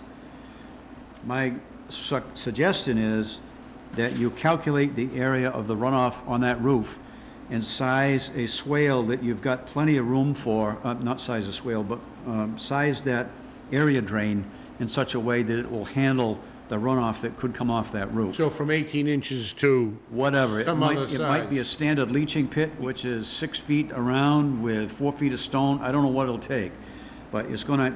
You haven't calculated that, you're just saying you think it should be From calculated. my own experience, it's a lot of surface area where the water comes off rapidly and won't have a chance to infiltrate in the ground, and I don't think that little dry well will take anything. All right, before you go forward, Sure. We actually did calculations for the size of the volume that was getting into From that- the roof? From the roof and the depression. Yep. And the capacity, yeah. The capacity of the grate and the 18-inch and the piping that went through was sized to that specific size to accommodate the flow that came through. We could add additional piping and then additional areas. There is no piping now because you separated it from the trench drain. No. It's connected to the drain line that goes in, so it goes apparatus I bay, see what drain you- line, and All then the right, trench drain. So all the right, I see flow what you've from done. the roof and everything doesn't go into the trench drain, it goes into the area drain, which discharges into the infiltration basin. So All right, that, so- that area drain that we sized Yep. was sized to hold the water capacity coming off of the roof and then the Okay, well, contributory area. All right, I'm mistaken about that, but I think Well, thank unless you. there are some details on the plan that show me more than just 18 inches, I'd want to see what the detail of that is. I mean, how deep, the pipe connections, the elevations of the pipe connections, whatever, just so that that's, What it is it's the nyloplast area drain, so Yep. it's the 18-inch diameter with the T coming out with a minimal sump because we don't anticipate any sediment coming in off of. no, but, it yeah, won't be. just- So long as that slope is stabilized and the swale is stabilized, there won't be, I agree. Okay, we've settled one issue. The second issue has to do with the swale or the gutter line that is proposed along Sand Pond Road. I took a ride down there because the proposed ramp in front of the apparatus bay is a complicated one, simply because of the grade of Sand Pond Road. okay. Sand Pond Road is at a high point on the far end of the building and then pitches gradually toward Route 6 and 28. When I looked at the actual pavement surface, it appeared to me that maybe that runoff from the top of the grade is actually running toward the other side of the road. It may not entirely, but I think some of it is. And I asked that they define what the swale was going to look like. And if you look on page, where am I? I gotta find it. C109 at the very top left. It shows you a gutter line and a little hump, upper left-hand corner. Oh, yeah. There's no dimensions on that. But what I'm saying is that based on my observation and the fact that there is very little runoff on Sand Pond Road, that you're going to intercept to bypass that driveway, I'd ask that they take a look and see if that gutter line is really needed. Because what's going to happen is the apparatus is going to come out of the apparatus bay, it's going to drop down onto the trench drain that crosses the driveway or crosses the ramp, then it has to go up again to reach Sand Pond Road, and it's going to have to drop off that little gutter line. It's going to be a complicated thing for your apparatus to do. Not that they can't, but it's not going to be an easy thing without a lot of bumping and jarring, and I'm wondering if we don't necessarily need that. It could Because be I think- eliminated, you think? I think it might be if the runoff shows that it could be handled by the surface design that they have for the ramp. I think it would be just We're in a much agreement better with thing. We agree with that. I think we'll study that and make sure that can work. Okay. But All our right. preference is to have the rigs come out of the building. That's a helpful comment. Yeah. Well, they all. I'm trying to be. They're both. Believe me, I went down there and I studied it, I looked at it, I says, is there any other simple way of designing this ramp? And the only thing I could come up with was Great raise the comment. floor of the building, but I know they don't want to do that because there are other implications involved and it would complicate things terribly. So I think that might be an alternative solution to it, and it would cut down on some of the complications. The of chief, trying how to would that treat form your it. apparatus? Easier that way. It would be easier? Yeah. Okay. The next thing had to do with the detailing of the swales that go into the sediment basins. I would like to see a little bit more detail on that, and again, I'll show you a picture if I can. we do have an additional detail for the grass swale. I know, the grass swale is fine. It wasn't that one I was thinking of. Bear with me. It's on C-107, right in the middle of the page. These are the curb breaks that go into the drainage areas to the left of the station. There's one out front, and there's one to the rear next to the dumpster. So I just need a little bit more detail on the depth of that riprap and whether or not that swale is going to have any sort of a bottom to it, or whether it's simply flat. This doesn't have any detail that a contractor could use to really build that so it'll work right. So if you can dimension the stone, tell me how deep it is, whether there's filter fabric around it. My preference is that when you come off of an area like that, when you put the binder asphalt down, you put filter fabric under the stone, bring it up over the binder and seal it. And then when you put the top on, you seal the filter fabric and everything right to it, so you don't get any scouring or washing out at the end of the stone. It's a basic detail, but it just makes all the difference in the world. You kind of following with this? Yeah, I'll make sure we hash it out. Other than that, Mr. You might be a Chairman, little bit smarter than me, so. You might be. other than that, Mr. Chairman, I think all of the things that I had commented on were appropriately addressed. Okay, so, good. So we're kind of good on all this, Jazz. Yeah. And they're saying yeah to everything. You had asked me to actually review the stormwater calculations. In a real sense, you can't simply review the stormwater calculations without knowing how the water flows, Yep. how much goes, what happens when it does flow. So that's why I put these other comments in, but basically, it's not a bad plan. Okay. I see Mr. Bessie in the back kind of making some high signs. Do you have something else you want to add, Mr. Bessie? Come grab a microphone and...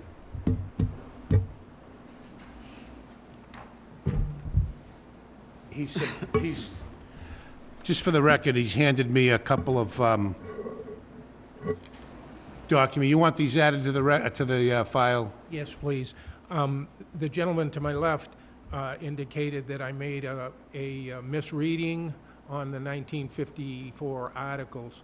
The three motions that were made to purchase that land that were voted on are before you, underlined in yellow, and you, I believe if you read them, you will say, I did not misquote anything. Okay. Thank you. I never said Thank you, and we'll put this this will go in the file. Anybody from the board want to see this? I know Not at Bob this does. time. It sounds like we're at a juncture where the applicant's engineer has some tasks to follow up on and get back with the town engineer. I think that they resolved everything, didn't they? No, he asked for a couple of, I think you asked for, Yeah, I asked that they make sure, evaluate Sand Pond Road to be sure that there isn't a lot of runoff that could contribute too much water to the drainage system. If it'll work, then I think you can eliminate that little gutter swale. I don't think it's going to be helpful. Okay. They satisfied me with respect to the area well. That's only a collecting point, and if it now is discharging through a separate pipe and not the trench drain, that's fine. But the other little details, if they could do that, that would be good. Okay. Can I make a comment? Jan, were you finished? yeah, as I said, 10 o'clock is a hard stop for me. I got it. Okay. The first hearing that we had on this, I seem to remember, correct me if I'm wrong, there was a gentleman here, I don't know if he had an abutting property or something, and he talked about I think he called it illegal clearing of trees that were there, that he wanted to see some of that foliage replaced. Am I correct? There was some discussion about there would be 100-foot buffer. The area there is I remember the cranberry. There's a cranberry bog. There is a distance that was cleared that does not go into the 100-foot buffer from the cranberry bog. So there was an alleging that there was a legal clearing done, but it was not outside of the buffer zone that was required. We were within the buffer zone. Yeah. No, you were outside of the Yeah, that's what I meant, but the buffer zone wasn't touched, is what I meant to say. Oh, I thought it was 500. That would have been fun. The comment that he had was that the property was cleared all the way back to the property line. Yeah. And that admittedly, the trees in this area, it's not overly thick, so when you go out there, like, you can see that, but the clearing did not go past the 100-foot buffer for the cranberry bog. So his comment was that they clear cut the entire property. We went out and looked at it, and they didn't go into the 100-foot buffer, which would have triggered additional conservation filings. We actually had a surveyor go out there and flag that so that we wouldn't encroach that area. And what is the buffer supposed to contain? Does it have to, has a requirement to have a certain amount of foliage? Nope, it is natural It vegetation. just can't be touched. It can't be touched. It's a no-touch zone. It's a no activity zone. You can touch it, but you have to permit it through conservation. You have to do it under conditions. Yeah, we're staying outside of it. We filed an RDA with conservation and said, this is what we're doing. We're outside of all your jurisdiction. They said, okay, fine. Now, if we had gone into that 100-foot buffer, then Order a condition. there would have had to be, they would have had to either given us a negative determination with Right. conditions about clearing inside of the 100, but we stayed outside of that, so. So you did go in front of conservation and, Yeah, so the first filing that we did as part of the ZBA process was to go in front of the conservation. We filed an RDA showing the plans in virtually in the same way that you have with the same limited disturbance. We're fully outside of their jurisdiction. We then went to planning for their recommendation. And so they saw the plans, the previous set of plans that was in front of you, and then so they should have given the recommendation to the ZBA. And then we came in front of you a month ago, and then now we're here tonight. So the two boards I got it. have seen this in front of us before. So what's a good date to come back? Tomorrow? Our next meeting then, the 10th? Is there any way that if that the board is willing to give us a unanimous vote that we can condition in the requirements that Mr. Rowley would sign off on the couple details Prior to any. prior to the actual stuff being issued? I don't feel, you're asking us to make a decision tonight? Is that well, what you're asking? We're asking if the board were to issue, the 4 voting members were all in favor, obviously, because if one of you was not in favor, we don't want to vote now. But if all of the voting members were in favor of this, if there was a way to condition the couple of outstanding questions that Mr. Rowley had, that we could do a quick, give them additional detailing and then give you the final set of plans with all of that taken into consideration, if that was something so we wouldn't have to come back in front of the board. I don't have a problem with the project, and as you've laid it out and everything, I think some questions in my mind have been raised that I don't know the answers to by Mr. Bessie, and I wouldn't want to give a decision that could come back and bite us is all, and I don't know if... I mean, the only way that decision, the signatures, I don't want... the only way that decision would come back to bite us is if somebody who objected to their authority, like the actual authority holder, came up and said, whoa, you were never supposed to hear this. It's me who has the authority. And that's just not happening. Well, I know it's not happening now. My question, I guess, is could it happen later on down the road? That's my question. I have no reason to... I don't know why it would, but I simply have no reason at all. I heard what Mr. Bessie said, but I have no reason at all to doubt that these people have the authority to do it. I just don't. Exactly. I don't have any agree. reason. I agree. And I am the credential chairperson for the Onset District, and we've had numerous meetings, and we have passed the authority on to them for streamlining our activities, because we only meet as a board twice a month. And the time delays for a review of this question and that question, and then re-meet, and then we don't have a full board, and then we have to postpone it, so. That's why you have the ability to designate authority. We have delegated to the chief to be the point contact with the engineers to do all of this interim legwork and bring it back to the meetings that we attend we have a fire station building committee joint prudential committee meeting. So we can discuss both committees at the same time, and they can vote on their things that they need to present to us, and we can vote on them to continue going forward. The delays cost Let me thousands ask of the, thousands. let me ask the board, are there any members sitting here tonight that feel uncomfortable making a vote at this time? Not me.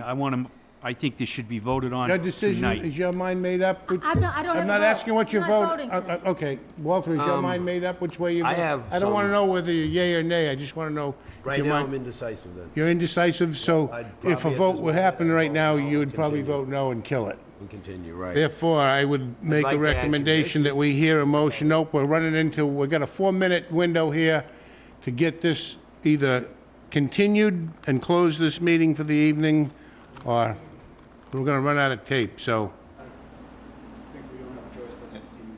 I got a request from the applicant to continue. Couple quick points. There are signatures on the applications. There is a record deed that was submitted that says it's for the Onset Fire District. And then also, as part of the drainage report, there is a map showing National Heritage, showing that we are outside of the National Heritage. Those are the 3 points that Mr. Vesey brought up, and I just don't want to get you. I just wanted it on the record to clarify. Yep, it's fine, and for the record, there's a 20-day appeal period after any decision is made, so we're all good for the record. I still think as though there's been a request for a continuance for July 10th meeting. If anybody here objects to that, I think we should grant them the continuance. Did you requested it? You wanted to? The applicant is requesting a continuance. All in favor, we're gonna continue. They don't want to risk a no vote. Yeah, And they're and- getting the yeah. vibe that it will be a no vote, because they need all 4. Correct. I can't vote. We're trying to put the project out to bid, and we're Yeah. trying to keep it in budget for the town, and it's.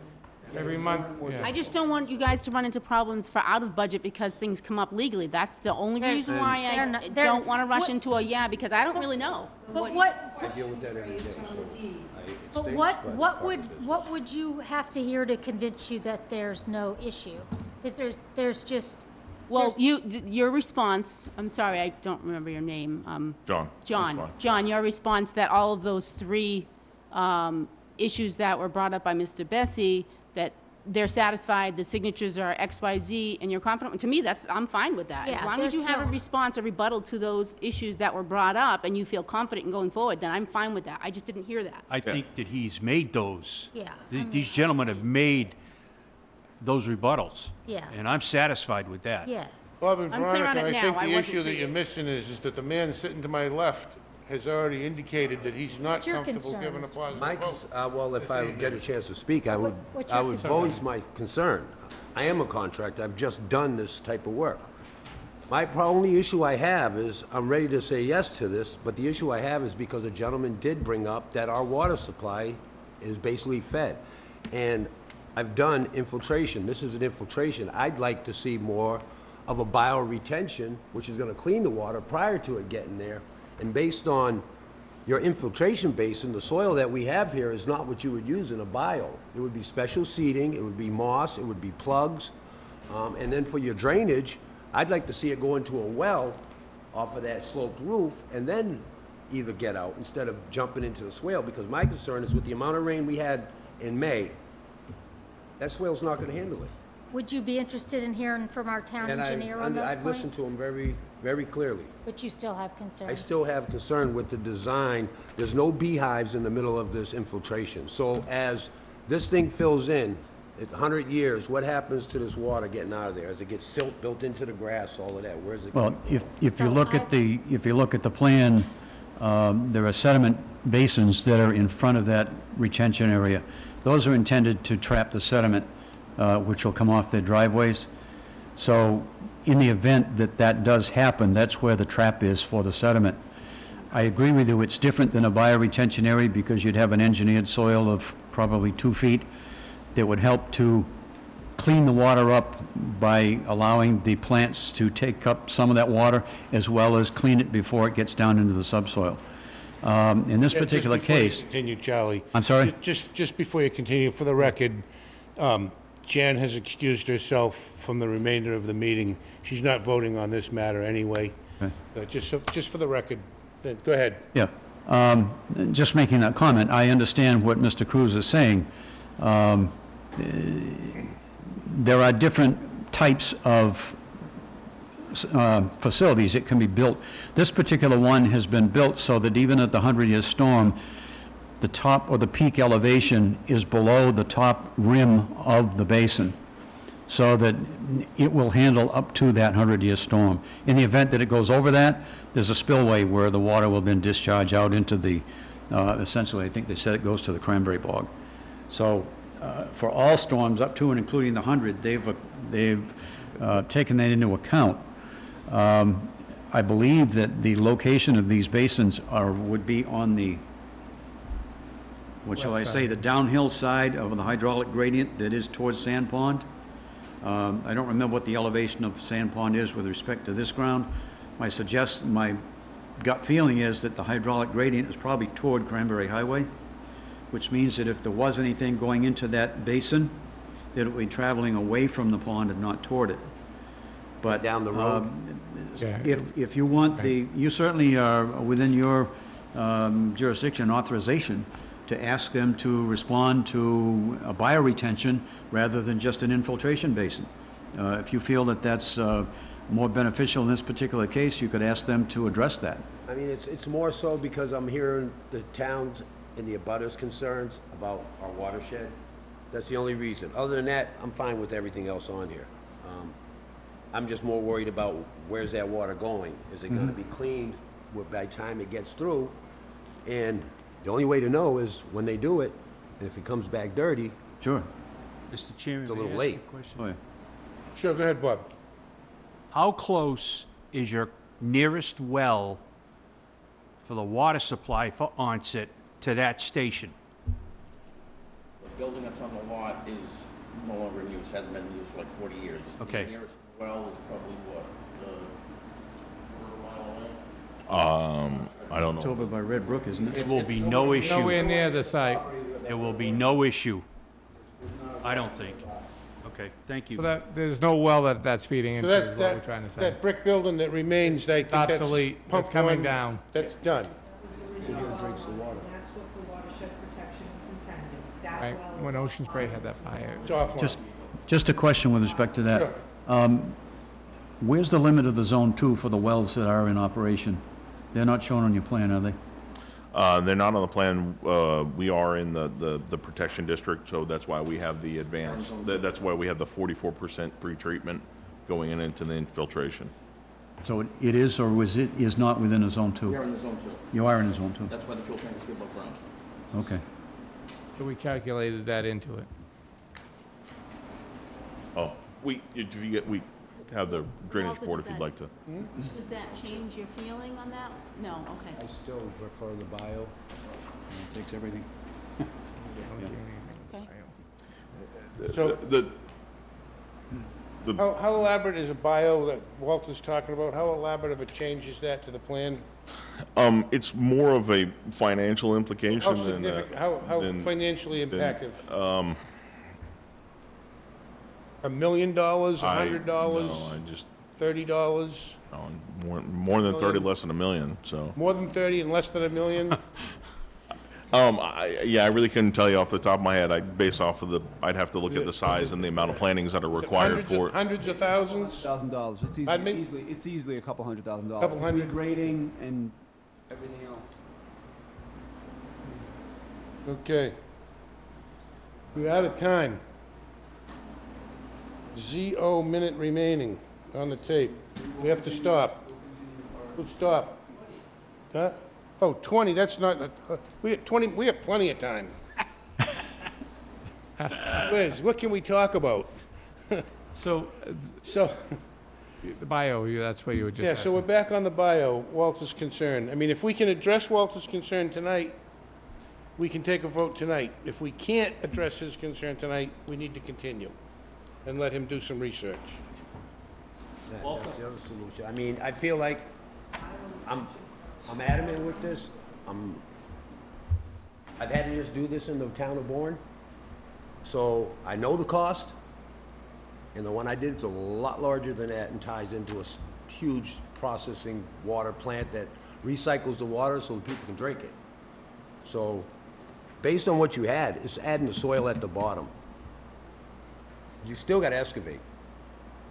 You're still letting the water out. It's just what you place in the soil to help filter it out. Yeah, Via the plugs, Reed's Custom Soils supply the soils for this. So, based on the total square footage of what you had, it's not gonna be 100,000. I'm just more concerned, I gotta think of long-term. If we say yes, and I say, okay, sign this, 20 years from now, something shows up that they've been drinking the water for the last 10 years, and it's been contaminated because this didn't work out the way we thought. Instead of taking the extra step, and saying, oh, it's because of money, to jeopardize people's drinking the water, or getting into the cranberry bogs. You said this, cranberry bogs. This went in front of Conservation? Clean the water. And the Conservation Commission, this is their area of expertise, approved this plan? Did they approve this bio, though? Jim, there was It nothing says in their permit check. jurisdiction that they could say. We're out, yeah. There's nothing, Just a minute, gentlemen. I want to hear from Charlie and I have had a couple conversations in about terms of the Conservation Commission, anything that's outside the 100-foot buffer zone is basically outside the jurisdiction. When you get outside the jurisdiction, it's only if and when there is an impact that they can take action on it. Right. So what they have shown in this plan, other than having filed what they call a request for determination that the project is not even within the 100-foot buffer zone, they don't have to take any further action on it, and the Conservation Commission essentially signs off and says, we're not interested at this point. Okay, but us as zoning, and we've asked for your expert testimony, Walter's given his opinion. Do you think Walter has a valid point? You are in a groundwater protection district, there's no question about that, it's in the zoning map and so forth. There is a certain amount of nutrient uptake that will take place in the engineered soils and in the vegetation that is planted within those engineered soils. Underneath the engineered soils is typically a perforated pipe, though. It carries off the water in addition to that. So there'd have to be a question about where's that water going to go from that perforated pipe, maybe.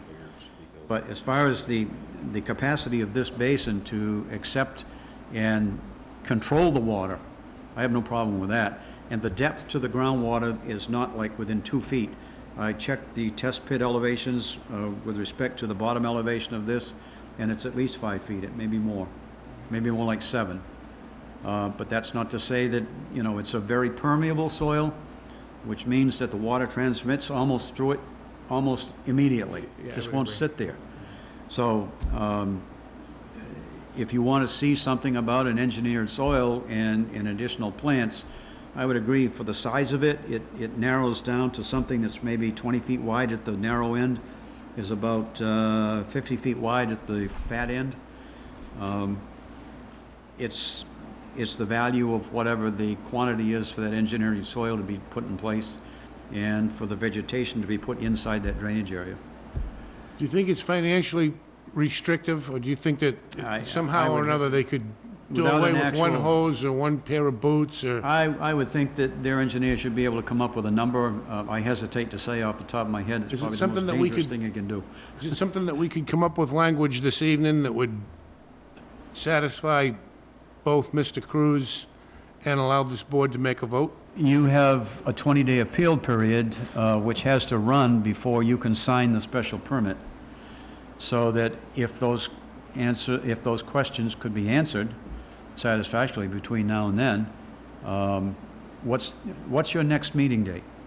Next meeting is July 10th. July 10th. When does the 20-day appeal period end? That's after the 10th, right?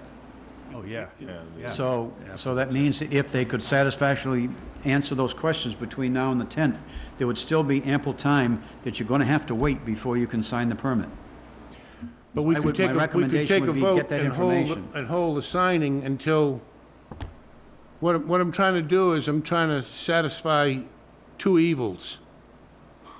I don't know that they're evil. Well, maybe I'm trying to But I'm- satisfy two goods with an evil. All I'm trying to say I don't is that know. I think that you have time, since You you need to can't, vote tonight in you can't order for the sign the clock to permit. start ticking. Yeah. You can't sign, you could do that.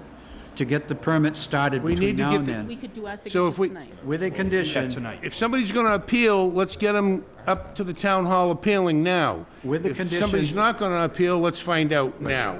with the condition that the additional details that we've discussed earlier tonight be put on the plans, and that the issue with respect to the drainage area and the introduction of engineered soils in that drainage area be addressed to the satisfaction of the board no later than July 10th.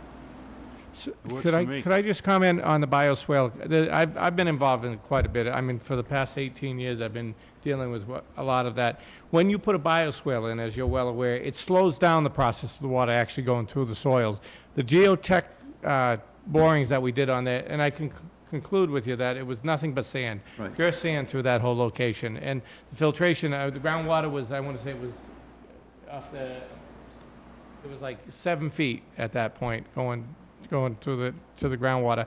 Bogs create more of chemicals hitting that location that would affect the groundwater way more than these swales would happen. If you put a bioswale, and I agree with you that we've done a lot of them, they'd more than likely go longer and wider because your capacity, you're holding the water longer, so it takes longer to go through that. In sand, and I'm building the Bourne Fire Station, and we're doing the wastewater treatment plant right on the Bourne Police Station right now. And, you know, because of the sand, the engineers of record of that said the filtration of it couldn't be better because the sand actually filtrates any contaminants before it gets to that groundwater level. And we had the same instances over there. So I can understand exactly what you're saying, but with the sand conditions that exist there, it's self-cleaning on the way it's down, based on the capture of the water, how we're containing it on these swales, and how it disperses back into the ground. That's just my comment. I will make a point about what this gentleman just said. When you put the 2 feet of biomaterial in there, engineered soils, it does drop it down. I've had a number of projects come before this board and the planning board in the recent past, where all of their calculations are based on that nice sandy soil that's underneath it. As soon as you put that 2-foot layer in, it's just what he says, it slows down the rate.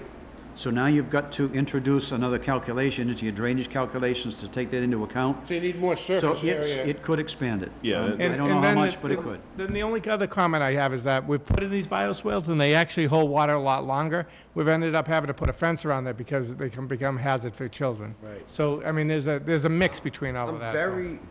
very aware of it. I was in Bourne for 2 years. Yep. Did a project over the bridge. Same thing. I know where the fire department is. Yep. I've dealt with it all. Our bio, it's been in a year. We had the same sandy soil you have on the other side. It gets out really fast. That means it's getting into the groundwater. We put that bio and we monitored it for this past year. And we hadn't had to go any deeper. Your actually depth is deeper than what we had. We had a bigger area. And we fenced it in. And we've had separate areas that feed, that leach to it. Right. And our bio is where it starts, and then from there, it filters out, drops down into an FES, comes out, and goes into the main area where it's already clean. There's not a problem with, you could have a bio up here that's up at higher elevation, it takes some of the water, cleans it, and drops it in here. You can take a half area and make this part of your bio at the lowest point. Would you be more willing to, as opposed to doing the entire infiltration base, we can take a look at it and maybe swapping out one of the sediment forebays into potentially a rain garden or something like that, and we can.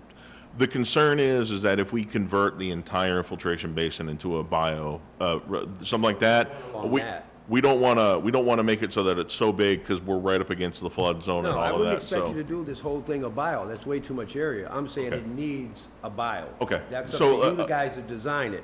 I don't care if you put it up here, or put it here. That's doable. If you like, it's off MacArthur's Boulevard. There's one there. I know exactly what you're talking about. You can look at it. The bio is actually, the infiltration area is smaller than what you have here. When you were just mentioning the bio, we were picturing You're thinking the whole area. Right. No, I'm thinking you have two forebays up here, you have one here. We'll do that. Yeah. Yep. It's just, it helps because they were concerned done. about the drinking water. That's easy. Mr. Chairman, just one other question of the engineer. Could you put in a couple of monitoring wells in either the main area there or something within the bio area where you could actually go down and test that water from time to time? If the board would like that, we can do that, yeah. We can make that a condition. Yeah, I mean, We it's, can make that condition. If they're gonna modify the plan to put in a bioreactor, all they gotta do is add monitoring well, and I think that might be a good thing to do. Now you're good. But you want to see that We have drawn. water monitoring on ours. We have to keep. So what we need right now is we need somebody to make a motion that says everything that was just said for the last 3 hours, but it can only be said in 20 words. I make a motion that to satisfy the board as far as taking a vote tonight with stipulations addressing your concerns, that we vote tonight in order to get this program started moving forward. That's my recommendation. That's a recommendation, but that's not a motion. All right, it's a motion. I make that motion. What's the motion? That we take To a vote, grant, to deny, to do what? that we vote tonight to move this project forward. So you're making a motion to grant the application? Correct. Okay. And with the conditions as discussed? Adding a Correct. bio and a couple of monitoring Those wells. conditions can As- include communication between the Yep. engineer, and the engineer can communicate with Mr. Cruz so that they're both... I would, if I could, just recommend that you include it, that the information would be submitted to the board no later than July 10th. Okay. There you go. And that way, the 20-day appeal period is running. Now you've got a chance to make sure on the 10th that that information's been supplied to your By the 10th, satisfaction. we'll know if there's going to be an appeal. then you'll know. If there's not, Yeah. we'll know if there's been a new plan drawn, if there's not. In the meantime, if we make a motion to, I'm sorry, we have a motion to grant, but we don't have a second yet. If we vote affirmative, it's subject to those terms and conditions. So your motion is to grant, subject to the terms and conditions. Correct. With submission prior to Right. July 10th. Because- In that 20-day time Because I'd like to be span. able to write a letter to the board that says that my concerns have been met, that Mr. Cruz's concern has been you got a met new with set the of plans. information. Do I have a and that second it's to fine. that motion? I'll second it. I have a first and a second of a motion to grant this application with the conditions as verbally discussed, and hopefully the secretary listening to this recording Excuse me. can cipher it. Do you have to close the open session to the residents to make that You're right, decision? you're absolutely right, thank you for that point of order. First, we need a motion to close the public hearing. I make a motion to close the public hearing. Do I have a second to that motion? Second. So, all in favor? Aye. Aye. It passes unanimously. Okay, now, reiterating the prior motion by Bob to grant, subject to the terms and conditions as discussed, seconded by Walter. All in favor, say aye. Aye. Aye. Opposed? Thank you for your We're done. patience. Thank you for your Okay. time. Well, there's still I actually there's still a right of We still have a appeal. minute. We still have a minute. We do. It's going to Yeah. stop recording. Be great.